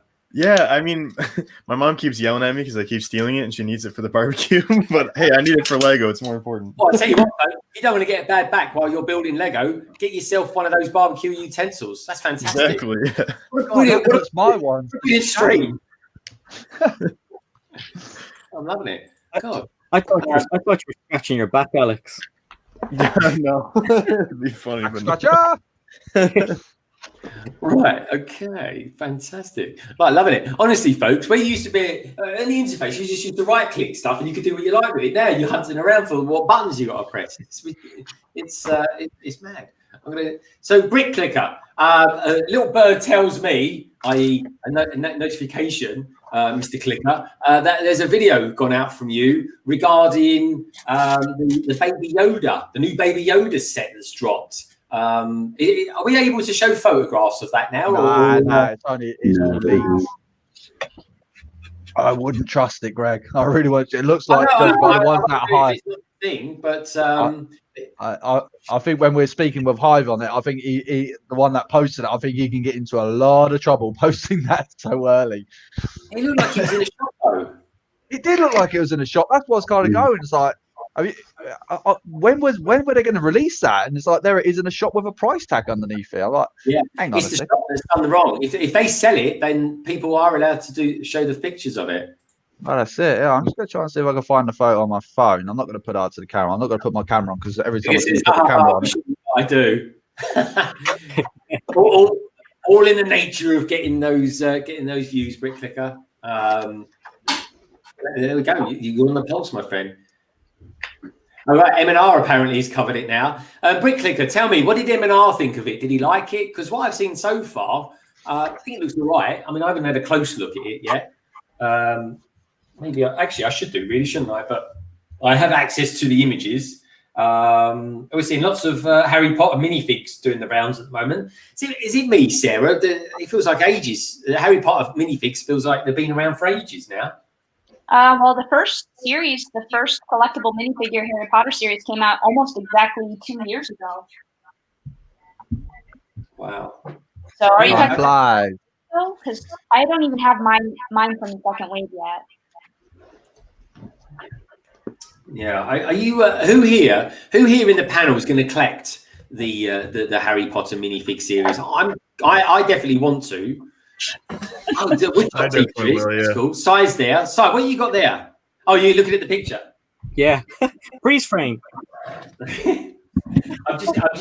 Someone sent them to me, so let's have a look. Hot off the press, folks. Hot off the press. So I do apologise because we can't actually show them to you because the algorithm, the Matrix algorithm, will take us down, or so they say. Anyway, Brick Clicker, what do you think about it? Let's have a look. Okay. I love how they've done his cloak. Is it me though? When you guys see this, have a look on Instagram if you can. But is it me, or does his body remind you of like a side of a mountain? And his head looks like he's sitting on the plateau of a mountain. Oh, I'm not too sure about that. Interesting. Any more pictures? Let's have a look. Oh, here's another one. Oh, that looks better. I got to say, personally, I think his ears look better when they're down. He's only got 3 fingers. It looks good. It looks pretty good. I think it looks good. I'm going to have to count the fingers on Yoda because I think Yoda's got more. I know Yoda's got. I thought they'd given him less fingers than what Yoda's got. I think that would have been a bit embarrassing. No, I think it looks all right, actually.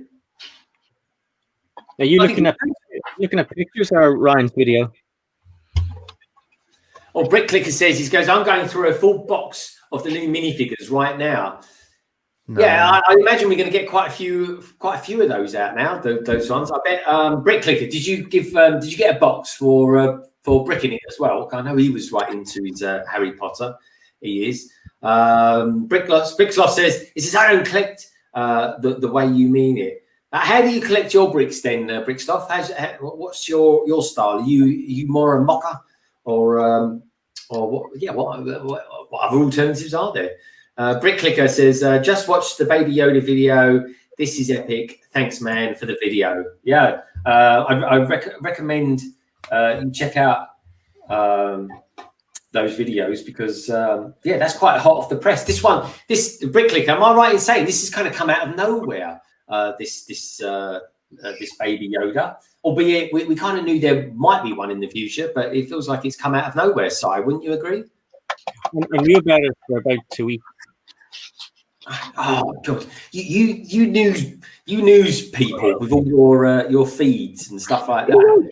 Ryan makes a video on these things, and he knows before everybody that these things are coming. So you're always in his video. Yeah. It's pretty cool though, isn't it? I mean, I suppose that people get him the information, and he's the guy to get it out there for everybody, I suppose. Yeah, he knows a lot of people like Jedi Bob and stuff. All these people who give him leaks and stuff. So he always has his finger on the. But since he joined LAN, he's way more careful not to show anything or talk about leaks or anything. So he's responsible. Yeah. Yeah, it's I guess he is really. He's a good guy. What's that? I thought that was it. Yeah, I thought there was talk a bit about the child. Yeah, he's out there. I'm looking forward to seeing the child minifigure next week as well. Yeah. Amen. Excuse me. Breaking outside the box is, are you guys excited for The Mandalorian season 2? Well, I know I am. Hell yeah. Not really. I don't know, man. Like, there's gonna be so many just like throw-in characters that I'm not looking forward to, but for the most part, I'm looking forward to. I really liked the first season, so we'll see. But I'm totally. Well, I feel like everyone else is super hyped. yeah, I reckon season 2 will be quite good, as long as they keep it cool. I mean, they're onto a good thing here. I just think it's going to be ultimately interesting to see what happens with Baby Yoda. What do you reckon they're going to do with Baby Yoda then, Alex? I don't know. They could do so many things, a lot of things that would piss me off. So I don't know. I really hope it's just like, I don't know. He's just another one of the species. He's not like a clone weird like that, you know. Like I hope it's just too. I agree. I'm through with clones. I mean, not clone troopers, folks. Clone Palpatines. Clone What was that? Palpatine. I mean, why? Why indeed? Yeah. But that's another one for another day. We've got A&A Hobbies in the house, folks. A&A Hobbies. Good to see you here, my friend. He used to be with Lego Fan UK, across the pond, I think it is, isn't it? It's called.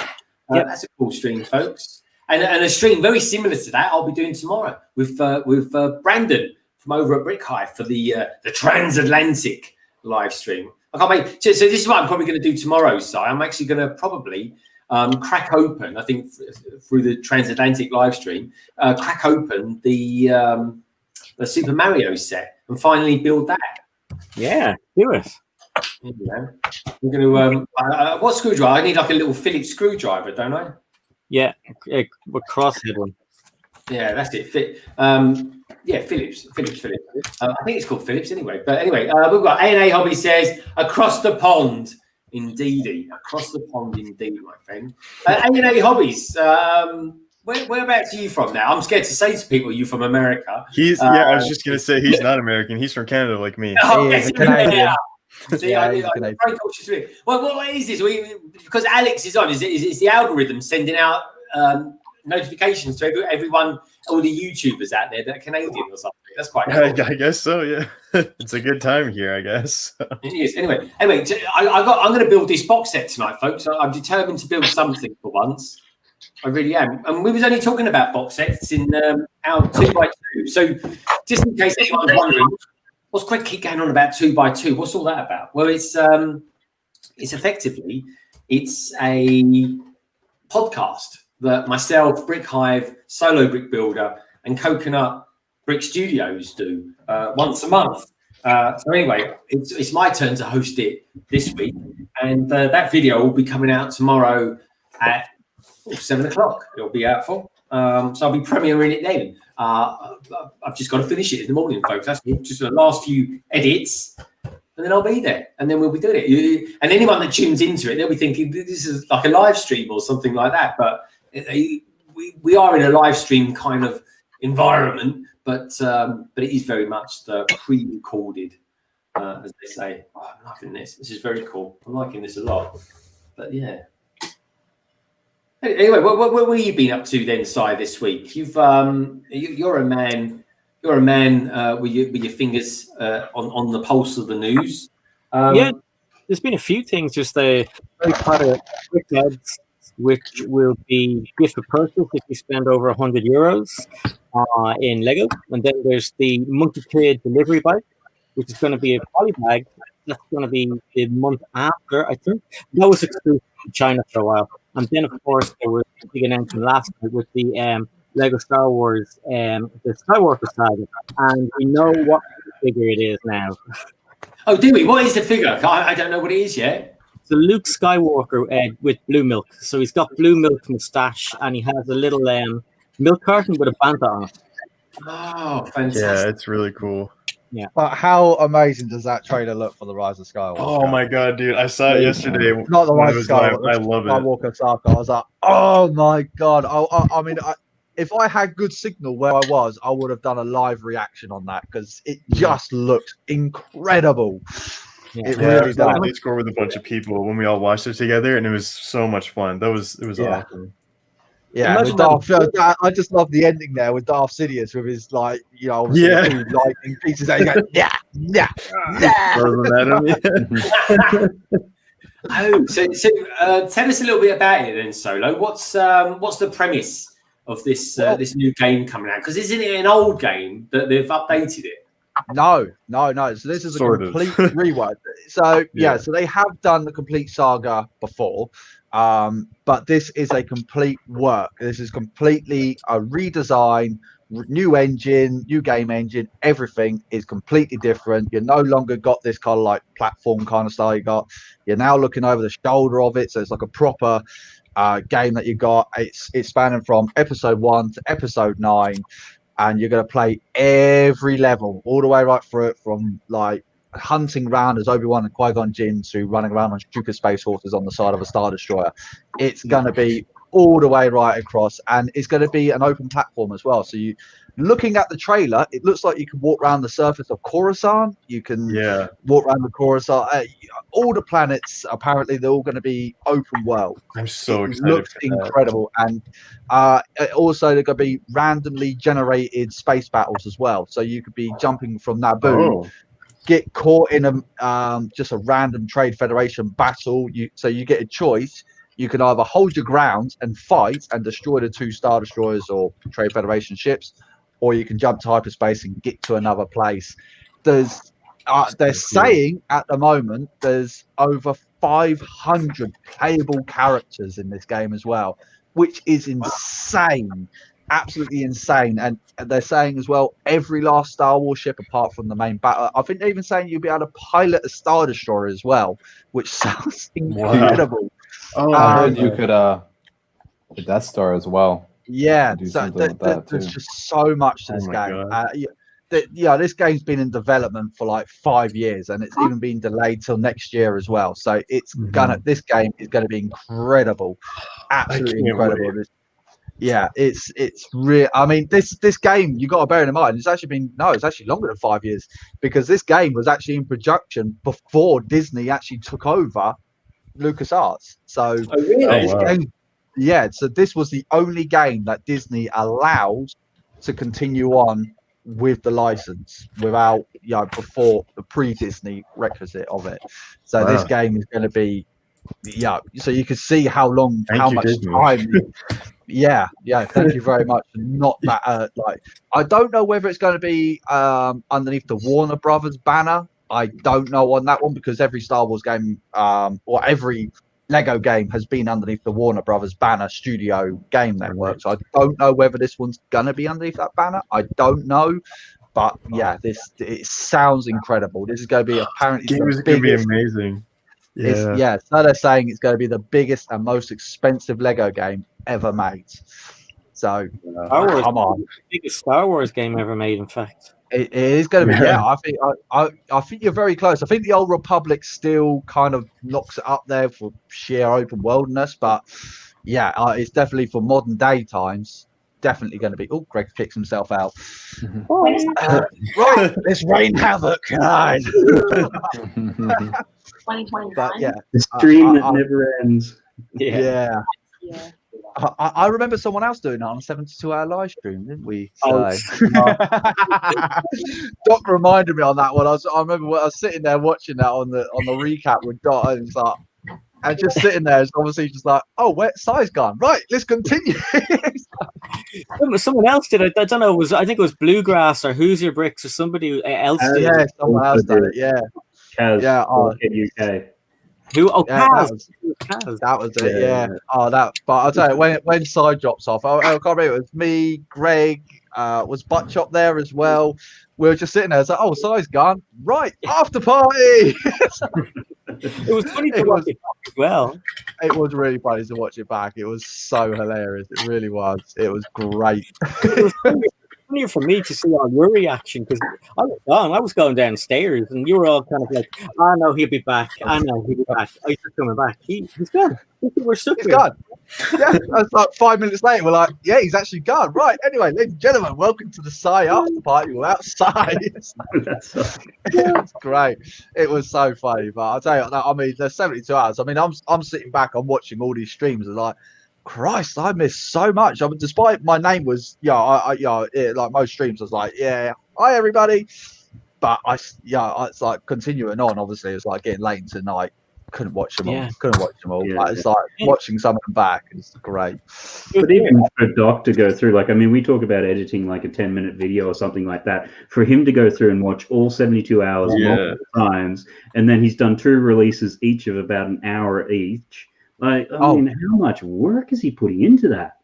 Yeah, man. Doc's a trooper, man. He is a trooper. I heard he hired a Wookiee to do it, so I love those segues. I really love those segues. But tell me about Farrah. Oh my god! I didn't realize the second one that he did recently, when I can't remember who was there or whatever. That was one of the funniest intros I've ever seen in a video for quite some time. Just trying to remember. Because he's just sitting there and just trying to remember exactly what he was saying. It's like, right, you need to talk now. You need to do something. You've done this before.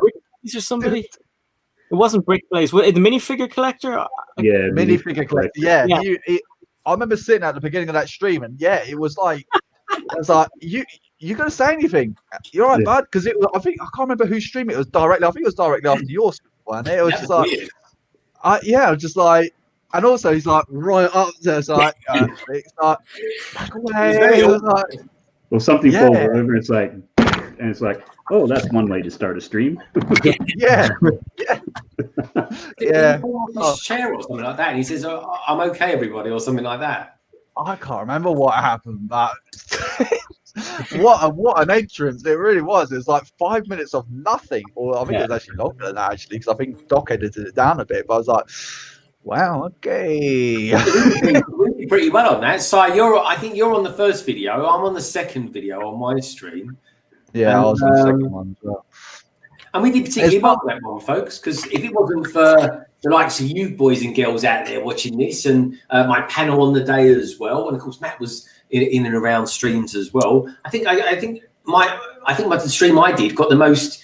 Not that it really means anything, but it got the most thumbs up.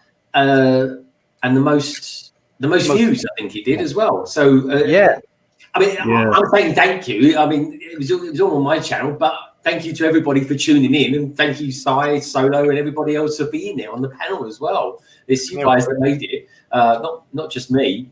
It's hard to believe though that 72-hour live stream now is just like such a distant memory. It feels like ages ago now that actually happened. When you look at it, it was only a couple of months ago, and it's like, wow, it's just where's the time gone? It's like, I tell you what, look back at some of the live streams we've done this year. I mean, look, folks, this is number 31 of the London Calling. I mean, where's all that gone? I mean, it only feels like I've been doing this for a couple of months, but I've been doing this since just before, the big lockdown happened. And you look and see, I mean, I look back at the very first ever, I was because I was messing around with some playlists, and I looked at my very first ever stream that I did, and I could see what I was trying to do and develop myself. But I kind of see where I was then and see where I am now, and I'm just so much more comfortable in the world of live streaming. I feel very much at home.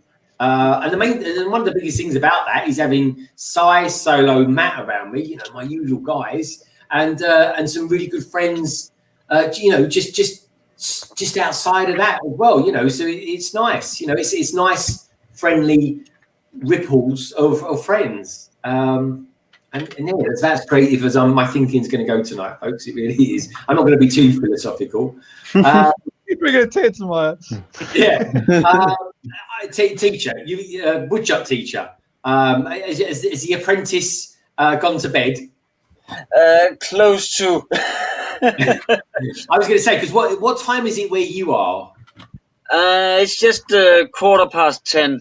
Oh, okay, not terribly, Nate. But obviously, did you let your son earlier?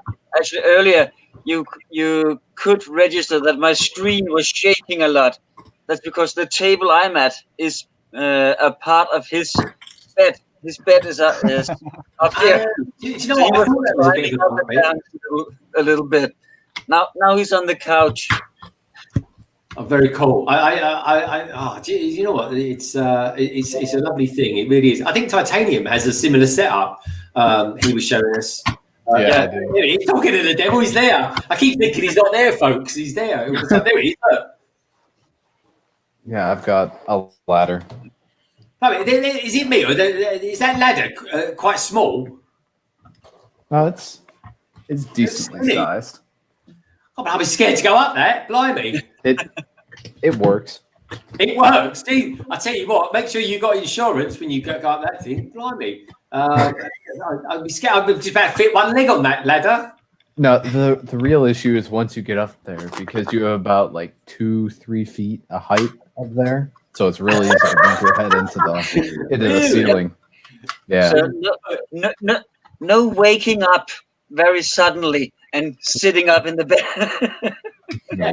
If you want something petrified of, Greg, getting one of these the cherry picker things. I was up one on Tuesday, and the truck was I think it was about 40 feet up. I love them, mate. I think they're good fun. Oh, not this one, man. I tell you what, man, because it was a single, instead of being a cross tier one like that, a scissor lift one, it was just like an arm stretching one. Because it was.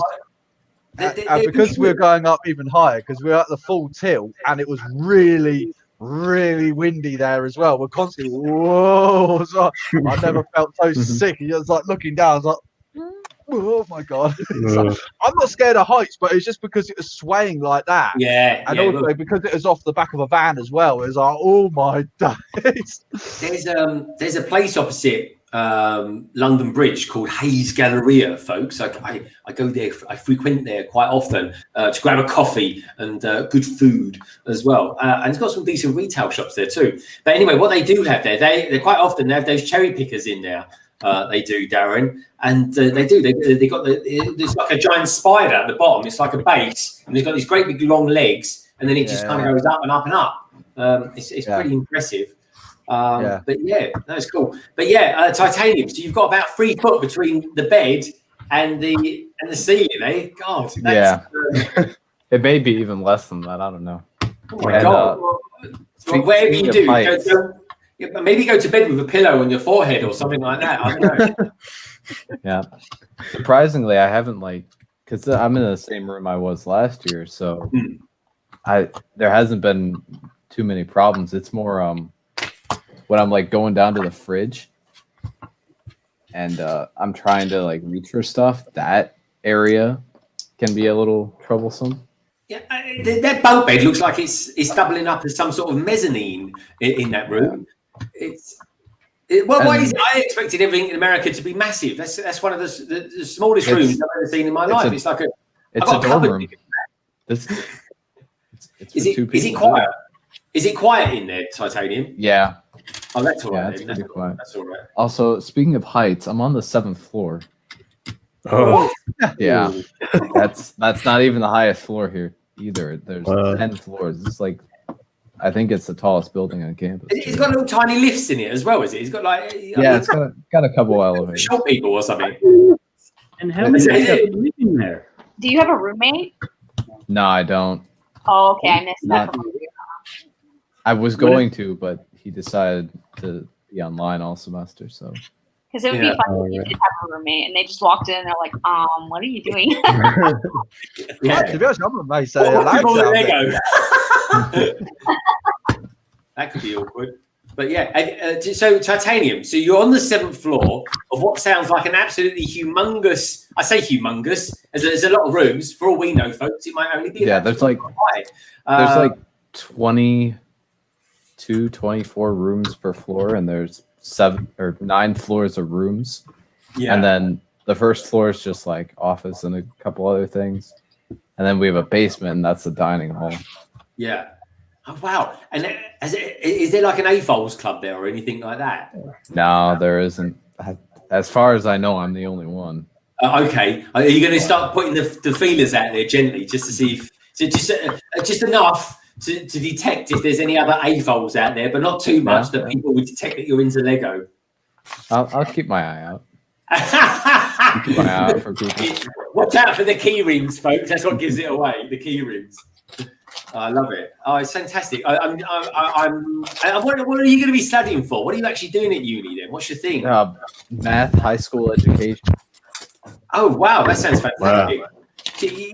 Because I I heard, folks, through the grapevine, that they're coming up with a new master's degree at Cambridge University for people that like Ninjago.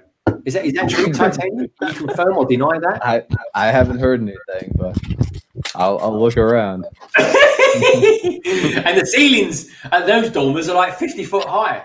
And you believe that, folks? You believe anything? That's how So here's a little challenge for everyone. So this key ring's been it's been with me for probably about 10 years. I've never taken it off. It's always switched over from every key. So if anyone could guess what figure that used to be, Vader. Yeah, once upon a time it used to be Vader, but yeah, that's what 10 years happens to your Lego figure if it's been in your pocket. Well, I tell you what, I've got to be honest, Darren. If I was to say who that was most recently, I'd say that was Kylo, a Knight of Ren, or something like that. Yeah, his helmet's actually. That's Darth Vader after they liberated the on when they burned him. Yeah. Oh, that's a good shout. I like that. Liberated him when he burned him. I've just realised actually the hands has actually fallen off, and the arms and legs has fallen off, and the actual things that actually got chopped off him. Well, there you go. That is such as the quality of Lego builds. We've got the Unknown Brick. Oh, I've got to say something actually. We've got so Unknown Brick and Rise of the Brick, and I just want to say hello to Take Carb Studios as well. Good to see you here, Take Carb. Unknown Brick and the Rise of the Brick. You guys actually feature in this week's 2x2 because you left a couple of questions on the Brick Hive hosted version of 2x2. So that's going to be out tomorrow, folks. We answer a couple of your questions, and two of those questions came from one came from the Unknown Brick, and the other one came from Rise of the Brick as well, folks. So please do remember, if you do tune in tomorrow for the premiere at 7:00, leave some comments, leave some questions, and then we'll feature your questions and comments in the next episode of 2x2. Anyways, just a little plug there, folks. Just a little plug. That will be going live tomorrow, hopefully early afternoon or something like that, just before the transatlantic live stream. So what we're going, Rise of the Brick says, what happened to? Oh, sorry, it's just jumped on me. Blimey, Darren, it's getting worse. It's getting harder and harder to read. Because what happened to Big is rip off Lego or something. Oh, I'm not quite sure what you mean there, Rise. He said. He thinks it's like knockoff, I think. Yeah. Oh, yeah, it does, doesn't it? You can see. Actually, Solo, that one you've got there is one of my favourite ones of those. I think he looks pretty cool.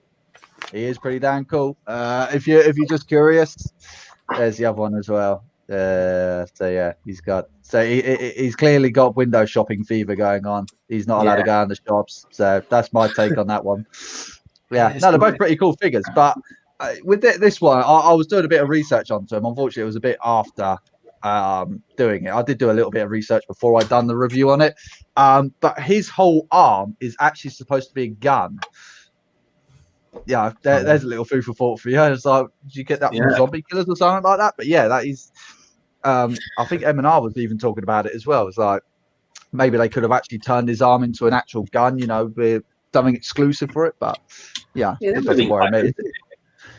They're really good. I mean, you look at the attention to detail. Look, you can even see a little bit of print inside his mask there as well. It's really clean. It's really cool. They're really cool figures.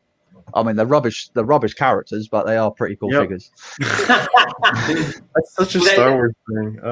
Man, they look cool, and that's it. yeah, they're posers. But hopefully, with the Knights of Ren film TV series coming out, possibly next year. Hopefully they're doing justice. Wow. Yes. And apparently Adam Driver as well is also confirmed to come back for it as well. So that's pretty cool. Really? Oh my God. For him, but that's about it. Yeah, but they haven't said whether it's going to be live action or it's going to be animated. So yeah, they could make it animated, but it'd be pretty cool. I take animation, to be honest. I really would. Yeah, I mean, it's just a beautiful thing about animation that you can't do with like live action is how stylized you can make the action go as well. You know, it's like, well, Clone Wars is evidence of that. You know, Ahsoka bouncing around like a pogo stick. You know, it's it's just great. Can't wait for it. I really can't wait, because the Knights of Ren were absolutely useless. So hopefully they'll be useful, and then it might make me go out and buy the rest of them. Yeah, I agree. That Take Up Studios completely agrees with you, Darren. If there was two characters in the whole of those new Star Wars films, and on the whole, folks, I actually enjoyed the new Star Wars films. They were entertaining, and I liked a lot of times. I enjoyed big moments of it all. Yeah, it wasn't perfect, but it was never going to be perfect anyway, folks. So I leave perfection behind these days. But what I will say is this: there was two lots of characters that were completely wasted in that. One, Phasma. Two, Knights of Ren. I think universally people will agree with that. I think I disagree about Phasma. Knights of Ren, yes, but Phasma, she served her purpose. She was she was a villain for Finn, and then he takes her out, and then that's all you need from her, right? Like, I don't think she was wasted in any means. Nah, she was wasted. Absolutely wasted. You got Gwendolyn Christie. You got Gwendolyn Christie, who's an amazing actress on her own, and then basically just get bonked on the head by basically a electro staff, and then that's the last you see of it. But this is the thing: if you read the comic books and the books like I have, they built up to being this amazing character. And even when The Force Awakens come out, you're seeing this amazing character. It's like, oh yeah, she's gonna be awesome, this, that, and the other. And then she's walking down the hallway, and then Han Solo threatens her, and then there we go. She's responsible for blowing up Starkiller Base. No excuses. She's not a badass. She is responsible. The death of the stormtroopers are on her hand.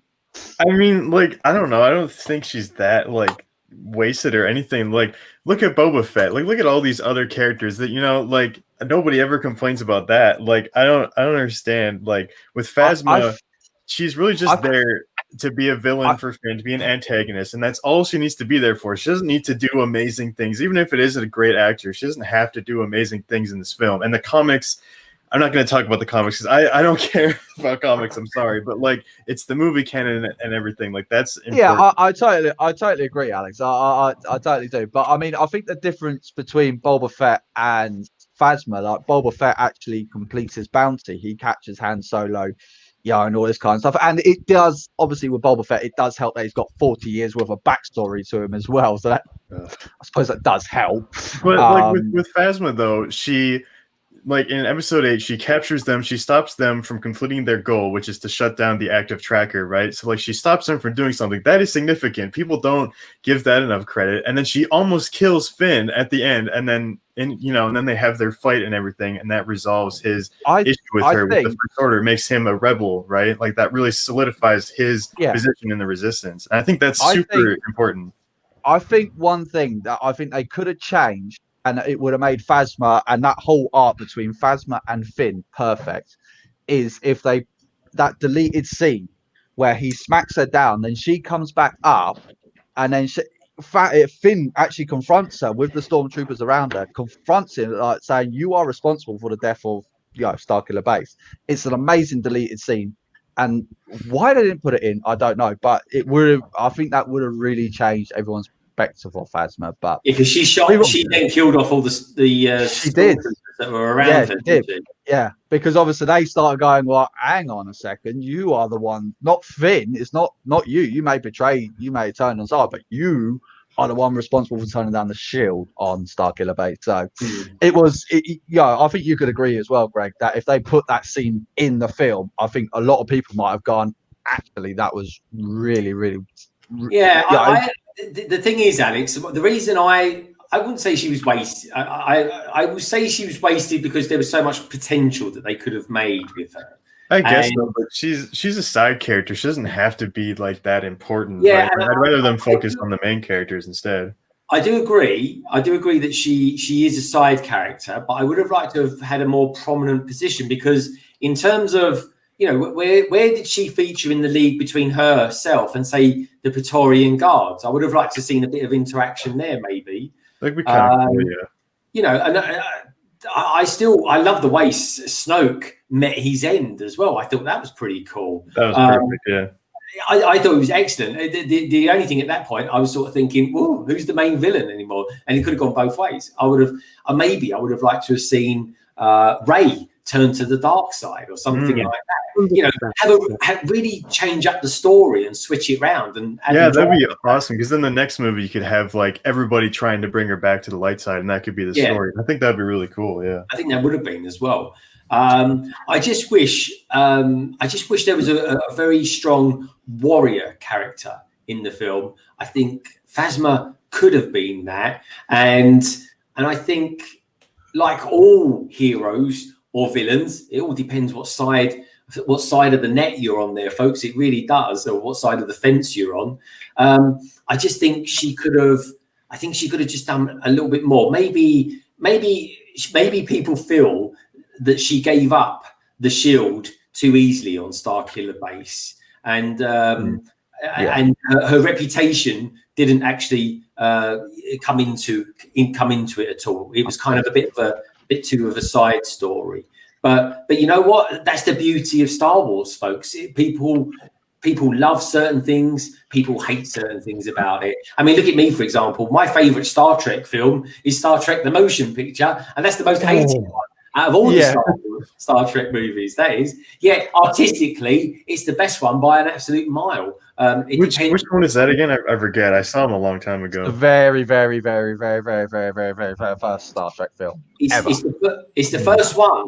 It's the first one that ever came back, folks. It was the one that the motion picture was the one that brought it to the fore. But if we didn't get motion picture, we wouldn't have arguably got one of the best sci-fi films of all time, which is Star Trek: The Wrath of Khan.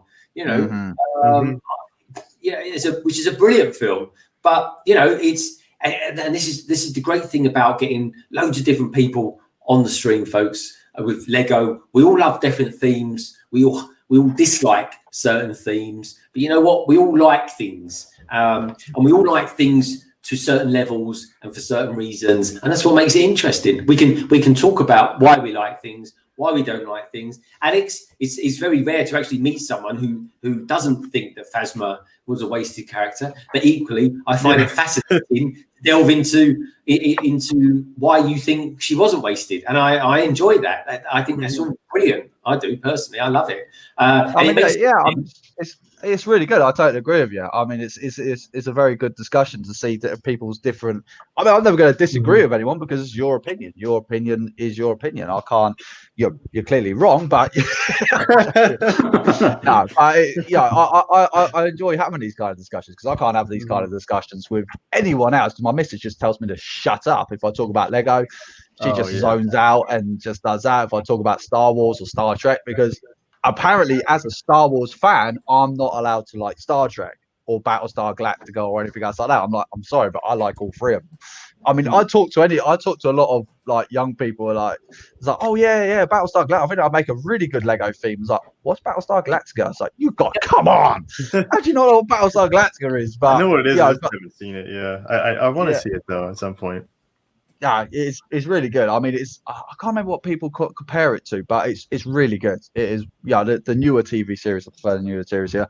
My uncle prefers the older one, but I mean that's terrible effects. But the new one's really cool. I mean, because my uncle he's like proper old school. It's like he's like Greg. He likes the motion picture, and like with Captain Kirk, I like Picard's. And like when no, but that's the kind of way he likes the motion pictures, and I like Picard as a character. I think he's a much better character. And then like we get onto the heat discussion it gets quite heated sometimes. Really. Because then I start talking about Star Trek Nemesis. I really like Star Trek Nemesis, but everyone's going, oh no, Star Trek Nemesis is rubbish. It's like, well, no, it's not. I mean, first of all, it introduced arguably the UK and a really good actor into the acting world, which was Tom Hardy. Brought him into the world. That was his very, very. What did he play? Oh wow! What did he play though, Solo? He played Captain Picard's clone of himself. Did he? Oh, he did. Yeah. Star Wars about it. Yes. A really good film. I mean, it's got a solid structure to it, and it was one of those kind of scenes that it's one of your typical Star Trek films that the Enterprise is up against a ship that's no match for it, and yeah, blah blah blah blah blah. But it's got some really good acting in it, some amazing CGI in it. It's an all-round great film. I can't knock it. But apparently, a real Trekkie fan apparently says it's absolutely god awful. I don't see. I don't. Maybe it's because I'm not a proper Trekkie fan, but. I love Star Trek. I even quite like the new ones. Actually, I think they're quite good, except for everything's just so much bigger, and the engine room doesn't look like an engine room. It looks like an old boiler house. I think my problem is with the new Star Trek film, especially because obviously, like I said, I'm a big Picard fan. I love Picard, Captain Picard. But the Picard show, kind of showed him off as like this grumpy old stupid man. I'm like, you're kind of really not doing like Patrick Stewart justice there. You're kind of basically, well, you're old, you're weak, you're naive, and all this kind of stuff. Well, you're not. You are so I mean, come on. Yeah, that's what really annoyed me about it. Really annoyed me about it. But the show's got good intrigue in it. I really like the intrigue. So I liked it. I quite liked Picard, the show. I think they added some more stuff to his character. And, I was hoping more of the Borg. I was really hoping for like an actual Borg fight, because obviously Picard's very much associated with the Borg, and well, they kind of teased us with a cube. Come on. Come on, give us the Borg. Give us the Borg. Amazon, you've got the budget. Come on. Yeah. I agree with you, Carlo. I thought that Picard was a little bit slow as a program, but I don't think he would have signed up if it was going to be bad or showed one of his most famous characters. Oh my God, you're frozen, and I'm talking to a frozen screen, aren't I? I'll tell everybody else then.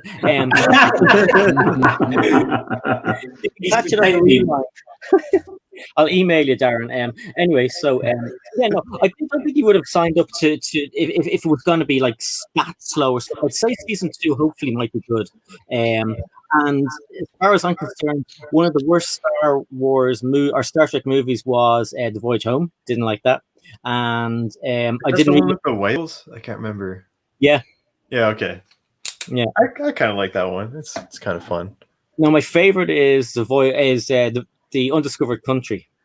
Yeah, that's a lot of people's favorite one. That is. I love it. But that was quite good on the social front as well. That one. If you notice, they all like with the Picard TV show. That was all very social, like now of what's going on and stuff like that. Yeah. Getting the people that were converted or by the Borg, and then reinstitutionalizing them and bringing them back to social things. It was a really deep and meaningful idea that they had. Voyager did it first, but that's okay. But apparently there's a new cartoon out at the moment about Star Trek called The Lower Decks, and it's meant to be very good. Well, I don't know. When it comes to movies and TV shows getting animations, I'm not really into it. I don't mind the older things that we watched when we were kids, like Spider-Man and The Incredible Hulk. They were fine, but I don't know. I'd have to give it a shot because I'm always saying I can't say I don't like something until I give it a try. Yeah, I agree, mate. Never knock anything until you've given it a go. Never knock it until you try it. And also, as well, if anyone can ever change my mind about certain things, my ideas and stuff, I'm always happy to be challenged. And it just makes life and stuff so much more interesting. Yeah. Hello, Chef.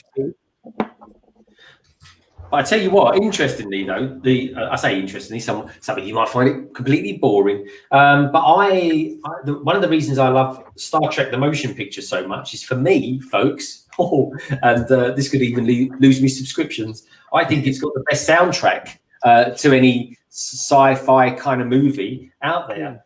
I implore anyone to listen to the soundtrack. Yeah, I love Sonics, folks. If there's a thing I really am into, it's Sonics and stuff like that. And that's really awesome. I'm really into music. I'm going to university right now for music composition, so that's really cool to hear. Yeah. Did John Williams do that one? No, it was Jerry Goldsmith probably. Jerry Goldsmith did it. Yeah. And the thing was, because the movie was so delayed, it was just technical issues that they had with it. what they did was he had a lot of time to get it right. I mean, don't forget, folks, as well, Star Trek the motion picture features that the soundtrack to that then featured about 25 years later for Star Trek the Next Generation. It was the soundtrack to that. Oh, that's right. Yeah. Mm-hmm. Yeah, that's cool. I love it. I'm a big fan. That particular, I mean, the Klingon soundtrack as well is fantastic as well. It's it's just horses for courses, isn't it? I enjoy the I don't know. I just love conversation around music and all that kind of stuff and stuff like that. But so, Alex, tell us a little bit about the college you're going to, then, mate. Right. Yeah. So I'm going to university, 4-year degree. I'm in my 5th year of it, actually. So I'm almost done, thank God. So I'm doing a degree in music, but I'm specializing in composition. So like writing music and stuff like that. So I take lessons on composition and just lots of music stuff. Oh, wow. Well, that sounds pretty cool. So can you read music? Yeah, actually, you know how you're talking about my books? A whole bunch of books up there are music books. So yeah, I can definitely read music. I play the French horn is my main instrument. Oh, wow. Mm-hmm. That's pretty cool. And why the French horn? Why did you gravitate to the French horn? Well, Star Wars, actually, because of the soundtrack, right? I've always been huge into movie soundtracks, but also mostly Star Wars music. So John Williams is a really big influence on me. And just like I was at like my dad's concert or something, like he played in a band, right? He was playing baritone saxophone, which is like the really big saxophone. And so he was playing like one of it was like a mashup of all the Star Wars like pieces or whatever. And one of them was the one at the end of episode 1, which is like the celebration music that they play. And there's this like rip in the horns, is like whoop, like that. And I heard that when I was a kid. I was like, what is making that sound? Like, that's really cool. And then my dad told me, oh, that's a French horn. And I started to kind of like think about the horn more. And then now that's my instrument. Now I play it. So, yeah. Wow. What a great story, folks, to get inspired. To actually do something. You was moved so much by that sonic sound that you went. Yeah, I love stories like that. I really do, folks. I think it's important. I think it's nice to hear what people are into. Actually, talking of which, Matt, what got you into art? What made you one day pick up a pencil and start doodling? What's your thing on that, mate? Can I interrupt you for a sec? Solo's back. Oh, is he back? Is he in nice. there? Oh, sorry, I didn't even spot you the job of. Sorry about that, Solo. Oh, I was wasting away back here. Thanks for letting me know, so I appreciate that, mate. Sorry, it's what happens when I start building something, folks. Sorry, Matt. So yeah, Matt, tell us what drew you to drawing, Matt? Drawing, love the double play there. I think like most people, as a kid, I just never stopped. Everyone draws, and then people just one day stop. I was always just drawing. Like I remember getting the old, the Garfield comics by Jim Davis and just copying those. And then eventually got into, I think it was when I was a kid, I was big into Transformers. So then you had the Marvel comics, which was doing the Transformers at the time. So then that moved me sideways into like X-Men and all that sort of stuff. And I generally just never ever sort of stopped and just kept on going at it. And then when I got to university, I went and did, engineering degrees and all sorts of things.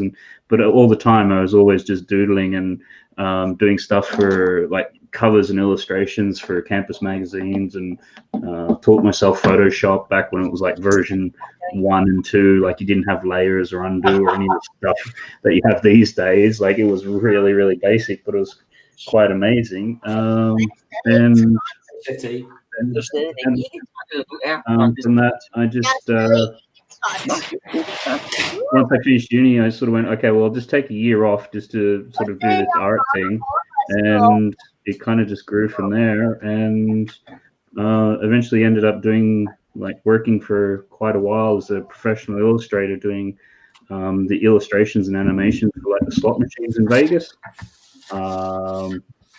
And then I've just always kept doing stuff until, you know, we had kids and then sort of moved and didn't have a great deal of time. So I eased back on it for a little while, and then just recently sort of more getting back into it. So it's kind of always just been there, and there's just lots of different influences.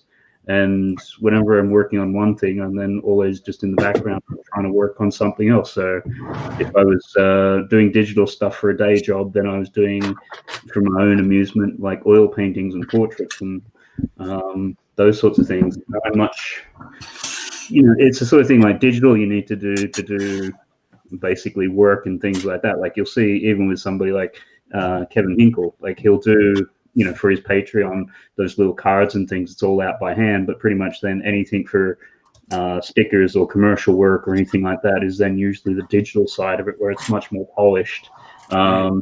Because a lot of that these days with art directors, because you can do anything in a computer, they make you do anything.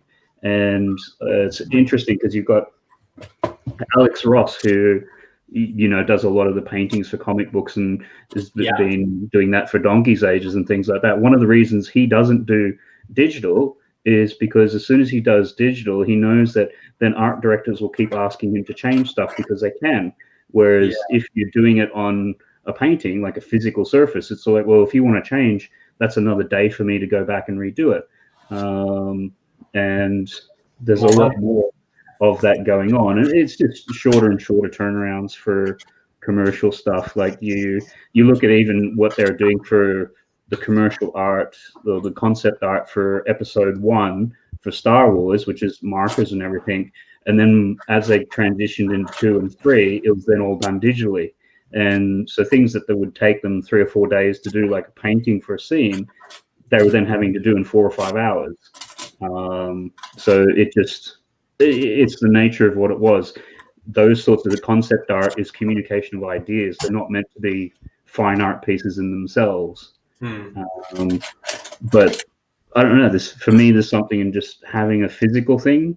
And with the way that the internet is, you know, if you do an image and you put it online and anyone can copy it and take it and do whatever, but at least you've still got like the physical image itself that you can it still has intrinsic value to it. So that's kind of my take in a bit of a nutshell. So no, that's cool, man. I mean, I love hearing backstories, why people do what they do. It's interesting. I really find it interesting. WoodShopTeacher, tell me then, keeping this theme going, what got you into carpentry? What was you inspired by anything in particular?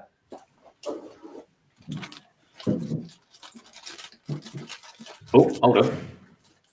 There you go. Originally, when I finished high school, I actually wanted to join the army, but I wasn't allowed because of my eyes. Then I started working in daycare. I actually started to become a nurse. And then my father worked at a school, and they needed some substitute teachers. So I started teaching, and then I went to the seminar to become a teacher. And halfway through, we had to specialize. And I thought, well, I like working with my hands. I think that's funny. We have a house in Sweden, a 200 years old wooden house, which we were renovating. So I said, okay, one of my specials would be working with wood. And then I thought, well, that's one thing for the hands. I need something for the mind. So my second speciality would be history. Ooh, very good. Yeah. And as I said, my family have owned a house in Sweden for a little more than 20 years, which we have been renovating. So working with tools has always been a part of what I did. Yeah. Oh, I tell you what, folks, you can always trust the man that works with his hands. You can. That's pretty cool, man. I like that. That is good, inspiring stuff. Alex, so music then. Who do you listen to? Who inspires you? Who do you go out your way to listen to these days when it comes to music? Well, it really depends. So, John Williams, like I said, that was a big inspiration. Mm-hmm. So I like to listen to him. I really like to listen to just a lot of classical music because that's what I'm going to school for. So I really just I had this giant list of all the music I need to listen to, and I've just been kind of going through it. Right now, some of my favorite composers are Tchaikovsky, Wagner, Strauss, they're really John Williams guys, the ones that kind of sound like that. So I kind of have a style, I guess, that I like. But yeah, I don't really have I don't know, a preference for things. I like to listen to a lot of different stuff, but mostly classical music, I guess. And I just like to listen to things in that genre, I guess is the best way to say it. So yeah, it's good to immerse yourself in that world. I really do think, and also as well, you can learn quite a lot by the way certain people that play their instruments. You can learn certain techniques from them as well and stuff like that. Yeah. How do they get that sound? And listening to music is super important for any kind of musician, no matter what they're doing. Listening to music is the biggest thing that your teachers always tell you. It's listen. It's okay, I get it. That's a big thing. Yeah. Oh, that's pretty cool. So it's interesting. So we've learned why Matt draws, why Solo was once a chef, why the woodshop teacher became a woodshop teacher, and it's awesome. It is. So I've got a question coming back to you, Matt. How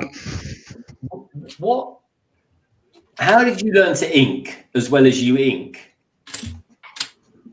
I did in around about 2004-5. You got to remember, this is pre-YouTube. Trying to see how anybody did anything was really difficult. It was just gold dust. Your how to draw books, you had a plethora of them. There weren't actually very many good ones. And being in Australia, we didn't really have any good.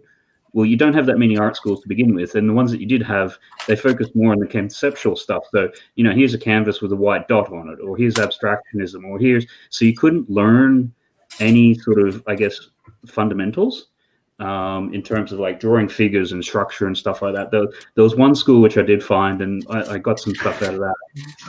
But around that time, you had there's a company which is still going today. It's called the Noman Workshop, and they focused more on the digital side of it. But they started to do some conceptual illustration type stuff, like the guys who were around just after the Star Wars things. The prequels had come out. There was some guys there, and they were still doing it on pencil and paper and using basically these pens. So it taught you, for me, they only did a handful of DVDs, but I just devoured them because it was these people that they worked in Hollywood, they worked on all the Batman films, Armageddon, all the big blockbusters and things like that. And they were just doing it, and they'd teach you how to do it with just ink and paper and things like that. And it became, with the ink, again, it's more about the idea. So this is a little bit tighter because you're trying to get characters that look like characters and have tight lines, but a lot of the conceptual stuff is very loose and that. So because I was doing a lot of that, that got me really comfortable with ink. Because the thing you don't want to do is, obviously ink is very permanent. It's not like a pencil where if you make a mistake, you can kind of rub it out. So it also forces you to be a lot more certain and confident with the lines that you're putting down. And then also too, as an aside, with comic books, the traditional American style, you do it in pencils and then you'd ink it afterwards. So I spent a fair bit of time also just doing ink with that. And you just get very comfortable with these things. It's like anything, like with music or doing woodshop working or that sort of thing, the more that you practice and just work with it, you get a feel for it and how much pressure to apply. And it was a lot of just working on basic fundamentals, which a lot of people skip over because they're quite boring, like drawing cubes in perspective at different sizes and making sure that they're accurate, and then taking those cubes and then putting in perspective perfect circles and all this sort of stuff, which in a musical terms, it's like doing your scales. You do that enough. Yeah, I was just gonna say music theory.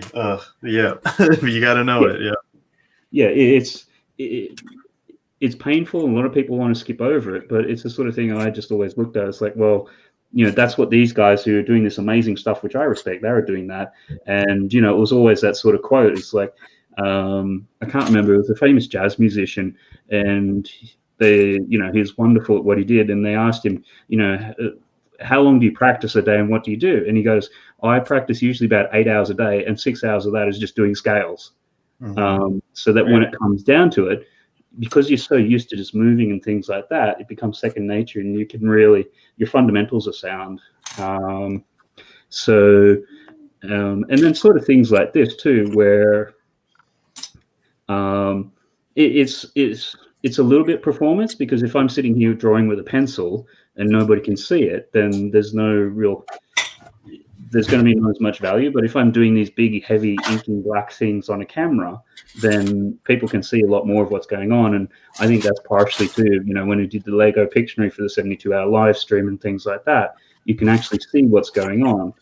Occasionally I'll do some pen sketches on the streams, but that's a little bit more self-indulgent.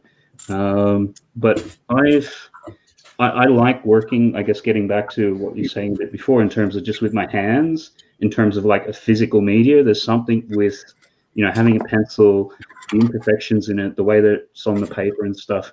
Whereas when you go digital, it's all too perfect. It's too polished. It's too slick. There's no, just even having, a pencil on paper, there's a certain friction there. Whereas when you're using a tablet on a computer, it's not the same. So it's just that thing of always just playing with different materials, and they all have their strengths and weaknesses. So, I've done a lot of stuff with ink and stuff like that now. And that's where some of these, the things which I'm doing with the You Say I Draw, it's just that practice and sort of things, and just being able to, anybody can come up with anything, and then just trying to be able to do that. Like sometimes it's characters, sometimes it's vehicles, sometimes it's Lego, sometimes it's environments like castles and that. And just having done enough miles and enough scales in terms of drawing, being then confident enough to go, right, my perspective is sound, my figure work is good, my colors, I kind of know what's going on there. So when you get thrown anything, you're just sort of switching straight on and going for it. So it's just constantly just practicing and playing, and as you're doing one, it kind of informs the other. Like you might be using markers and it's forcing you to be very specific with colors, but then when you go sideways into oil painting, when you can have gradients and 10 different colors, like how you get the most out of that.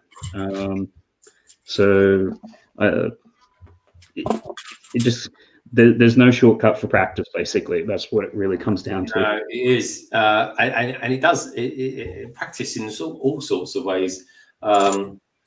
Is even building Lego sets and stuff like that. I mean, you've had plenty of practice recently because you've been doing a lot of the Lego dot stuff, haven't you?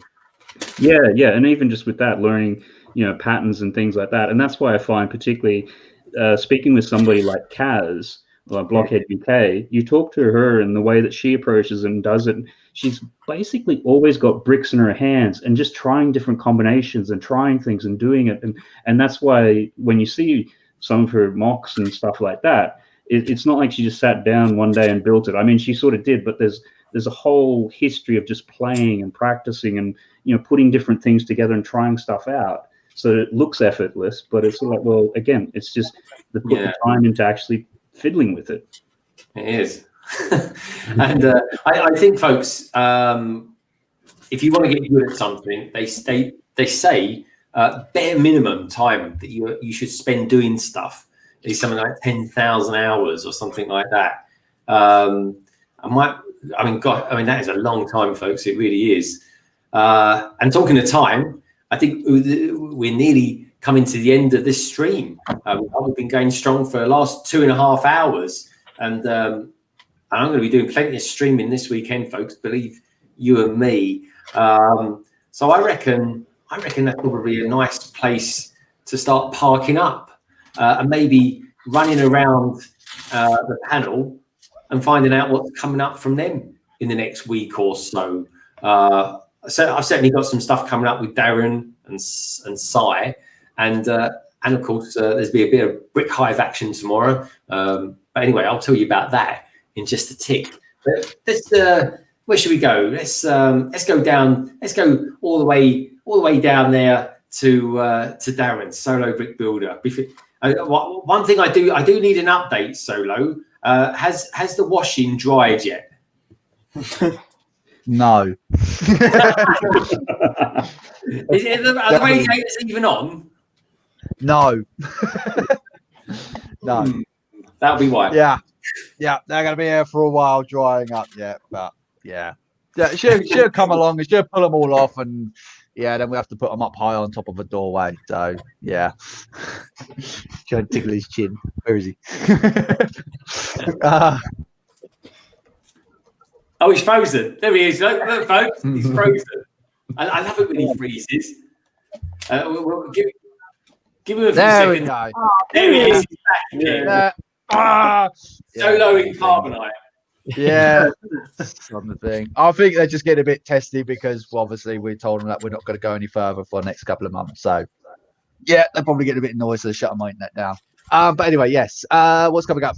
So obviously I haven't posted anything, so I've got a lot of editing to do. So I've got the Night Buzzer coming out hopefully Sunday. I should get that done. So I'm now playing catch up. I've got the 3-in-1 pirate ship versus the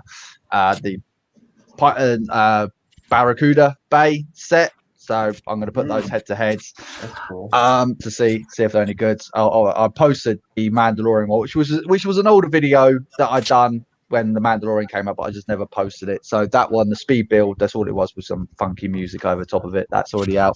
But yeah, just a few other random things, and hopefully going to get back to the Wednesday stream. Going to be streaming with Greg and Si on Tuesday, and then I'm going to be over on Tech Production stream on Sunday as well. So plenty of streams coming up, and also 2x2 tomorrow be in the chat with you guys with the premiere as well. Chatting on that. I'm looking forward to that. That'll be awesome. Yeah, it's gonna be good. I enjoy it. I enjoy our sessions that we did. I thought I particularly enjoyed that one, of course. But it was really good. I'm looking forward to it, folks. And there are official pictures out now. I've just broke of the Star Wars Child brick set of all places are actually showing the pictures of it now. So Nice. so yeah, it must be almost official. But yeah, cool, nice one. What about you, Titanium? Anything coming up from you in the next couple of weeks or so? We're going to have to get you back on some streams then, my friend. Otherwise, but tell us a little bit about. Well, my focus is going to be college-related stuff, so I'm not really doing much Lego-related content. If I do manage to find a 501st Battle Pack, I'll pick that up, build it, and at least post something on Instagram about it. But yeah. Thanks for making me jealous, Si and Solo. I've got all my boxes in another room. I do apologise.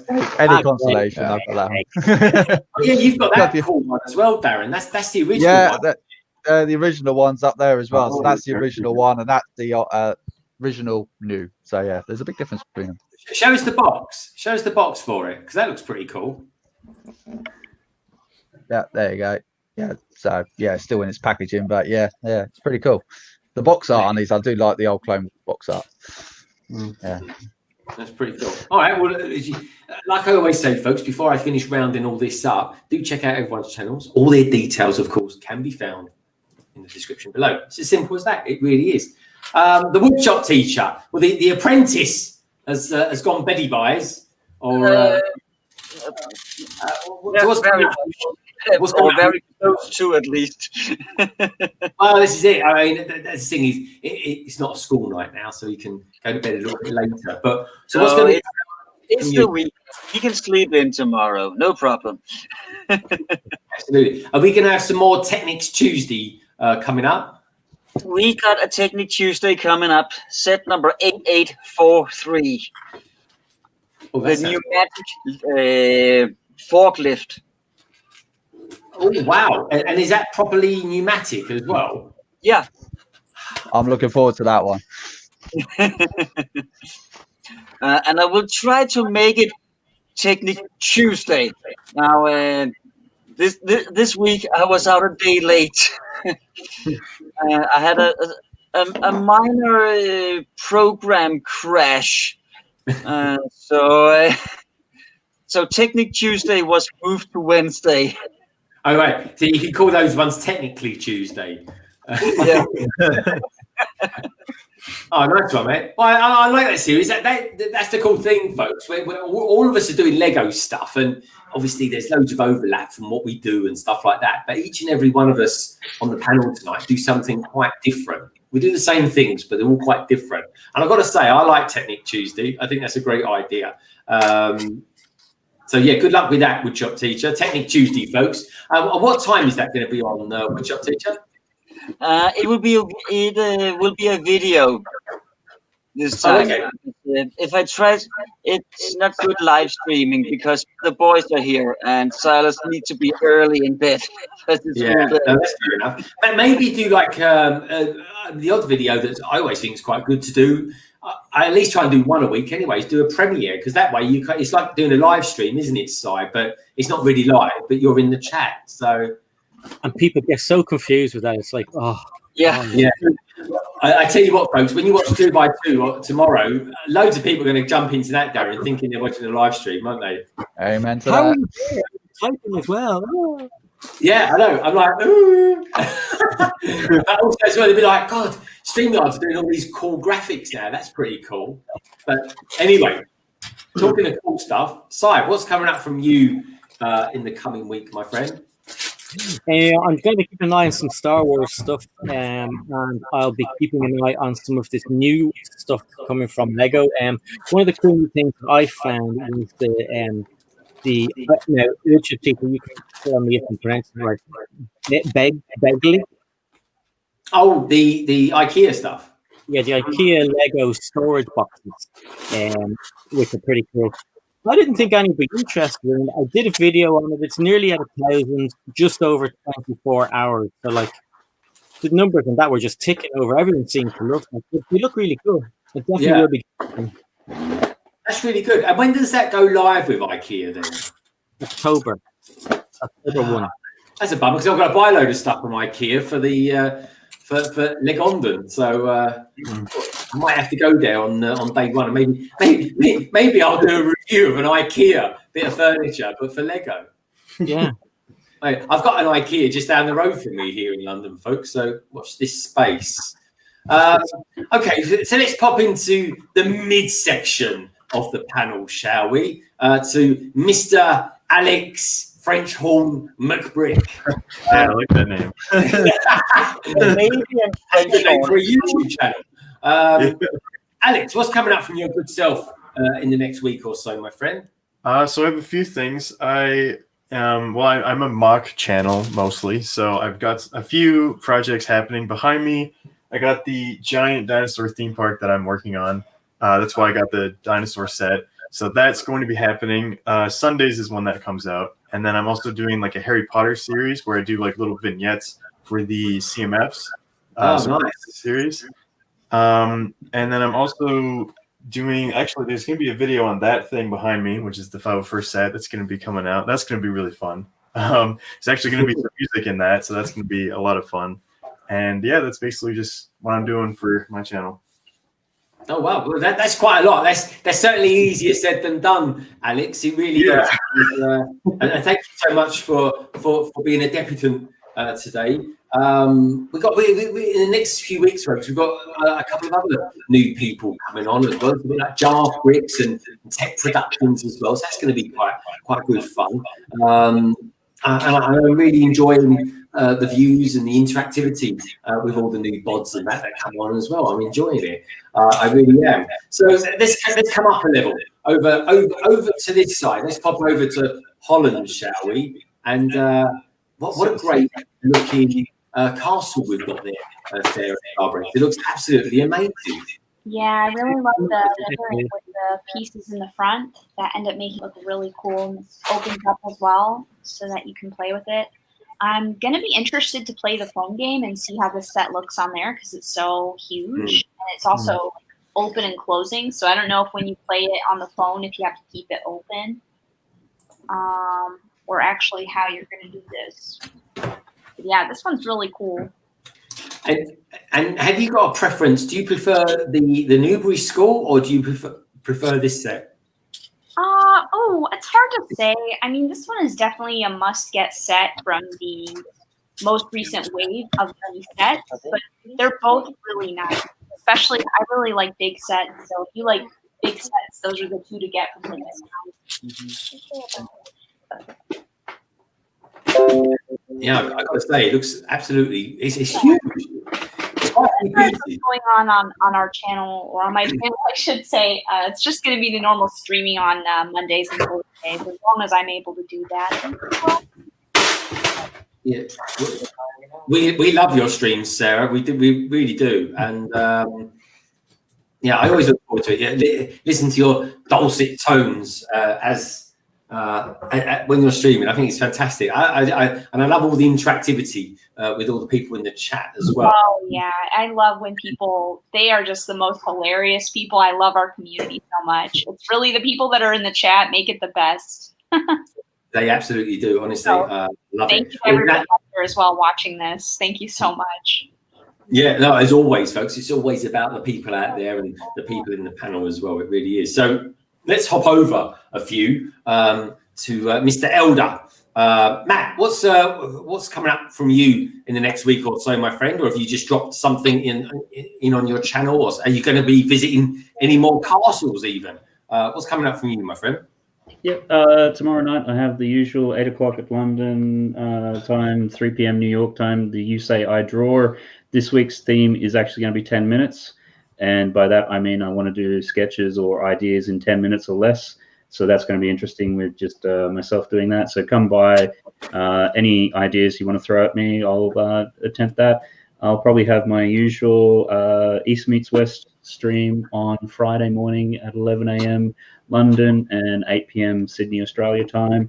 And in terms of castles and things like that, we have visited a lot recently. So those videos will be dripping out. We did last week. It was like Windsor Castle, Kensington Palace. And people might think by this stage now, I've pretty much visited most castles in and around London because nobody's at them. It's awesome. We also did the London Eye last weekend, and with COVID restrictions, like those bubbles, each one normally takes 30, 40 people. Because of the restrictions, you can only have 2 households. So we went on it last weekend, and it was the 4 of us plus 2 other people, and that was it. It was fantastic. So anybody in and around London, like, go and visit your tourist attractions and things, because the numbers are just so down. And they're brilliant. So, and if not, I do walkthroughs of those, so they'll be coming out. There's some on the channel already, as a bit of something different, as like what Greg was saying, all doing different stuff. Yeah, that's cool. I saw a program on TV earlier this week. Actually, it was a National Trust guy, and they're going around all the National Trust buildings in England because there's no one actually in them. The National Trust, up until a few weeks ago, folks, was completely closed down. It's one of the biggest charities in the country. It is, and it's all lovely, great big stately homes, lovely gardens, all that kind of nice stuff. And then they revisit them, and because there's no one there, they're getting all the best views. And they're telling you so much about them, about the homes, and of course all the history behind them as well. Which is fascinating. Yeah, they really need people like the Tower of London. Because nobody's been there, like half this stuff is based upon overseas tourists who aren't coming. But the Tower of London is now 95 million in debt. Windsor Castle's 30 million in debt. Like, if people don't actually come to these things and something doesn't happen they might not be open for much longer. So it needs people to go to and see them. Yeah, I'm sure the Queen can step in though and help out a little bit with Windsor. I don't think she's too short of a few bob. At least last time I was looking at her accounts, I think they were looking quite healthy. But I know what you mean. The tourist trade is a big deal in this country. But thankfully, we've got. I mean, it will. It's one of those things. The tourist trade obviously needs tourists, and UKers alone certainly can't fork out for all that. But yeah, no, it's interesting seeing your series on all those sort of things, Matt. It is. But yeah, so thank you for that, Matt. I think we've been around everyone. Coming up then from London Bridge Bricks. Well, tomorrow I'm going to be on the Hive stream. That's going to be kicking off early afternoon, folks. I'm going to be obviously with Brandon. We've got a couple of guests on that one. We've got Brickzo Studios and the Daily Brick as well. So it's a bit of a young gentleman's stream, that one. And that's going to be, I think that's kicking off at 5 p.m. UK time. Anyway, so we're going to be doing that for a couple of hours. And then at 7 o'clock, we kick off the 2x2 premiere. So myself, Coconut Brick Studios and Solo Brick Builder will be in the house over on my channel. So that'll be going up tomorrow. I'll stick out some pieces on Instagram, folks. And then on Tuesday, September the 1st, well, for me anyway, it's Razor Crest Day. So I'm going to be doing the stream on Tuesday evening, which is really strange, actually. That's going to feel quite odd doing the stream on a Tuesday. That's quite peculiar for me. And I'm going to be joined by the likes of Sai and, of course, Solo. Sai and Solo. That rolls off the tongue quite nicely. And then, of course, folks, there'll be a couple of videos coming up as well from me. There'll be a pop-in poly bags, which I think actually I'm going to bring it out on Monday. And there is a reason for that. But anyway, you'll find out once that drops. And also as well, I might be doing the special science fiction mock that I've been kind of trying to do. Well, it's not a mock, actually. It's a custom build. And it's of a series that isn't actually part of the Lego license. I think it would do quite well. I think it will look good anyway. But anyway, once I've built it, hopefully over the course of this weekend, I'll know, and you boys and girls out there can certainly tell me in the comments below what you think about it as well. And of course, then next Friday, 7:30 UK time, it'll be London Calling all over again. So anyway, I can't wait for that already. So anyway, as always, folks, please do check out the panel. They're a great bunch of people. All their details are down in the description below. And of course, you'll find them all on Instagram. Every single one of them are on Instagram, and a couple of them on Twitter as well. Certainly Matt's on Twitter, Sai's on Twitter, Solo's on Twitter. Is anyone else here on Twitter as well? Are you Alex or Titanium? No, not on Twitter. On Twitter. There we go. I have one, but I don't use it. Yeah, I've got to say, I don't think as many people do use Twitter. I've got to be honest, but I do like Twitter for different things. But, you know, folks, as always, I just like to say thank you to everybody out in the chat tonight. We've had loads of people out there. We've still got loads of people out there. Ateezy's Life is out there. We've had young Silas as well. He's the son of the god of thunder, believe it or not, folks. He is. He's a cool kid, isn't he? We've had the Lego Porg. We've had Studio Brickton. We've even had Doc Sampson out there, folks, and Buckchop 2021. Sans even popped in a little bit earlier on. Tech Productions, thanks for being in there as well. Brick Clicker, Just Build It, and Tech Productions, folks. He's going to be on the channel next week. I can't wait for that. I'm very excited about having Tech Productions on. I really am. The Unknown Brick. Goodbye to you as well, the Unknown Brick. He's got a question actually that gets answered by us on 2x2 tomorrow. We've had Simon Moss out there, and of course Blueberry, Lorraine Fox, and even Cabbage Face Lego. What a great bunch of people you are! And I got to be honest, folks. Fridays for me would not be the same if it wasn't for having a great panel beside me and all around me, and of course you lovely people out there as well. So, as always, folks, keep calm, keep your hands clean, especially at the moment, and keep building. And Lego is a wonderful thing, and you are too. Take care, have a wonderful weekend, folks, and I'll see you tomorrow. Bye for now.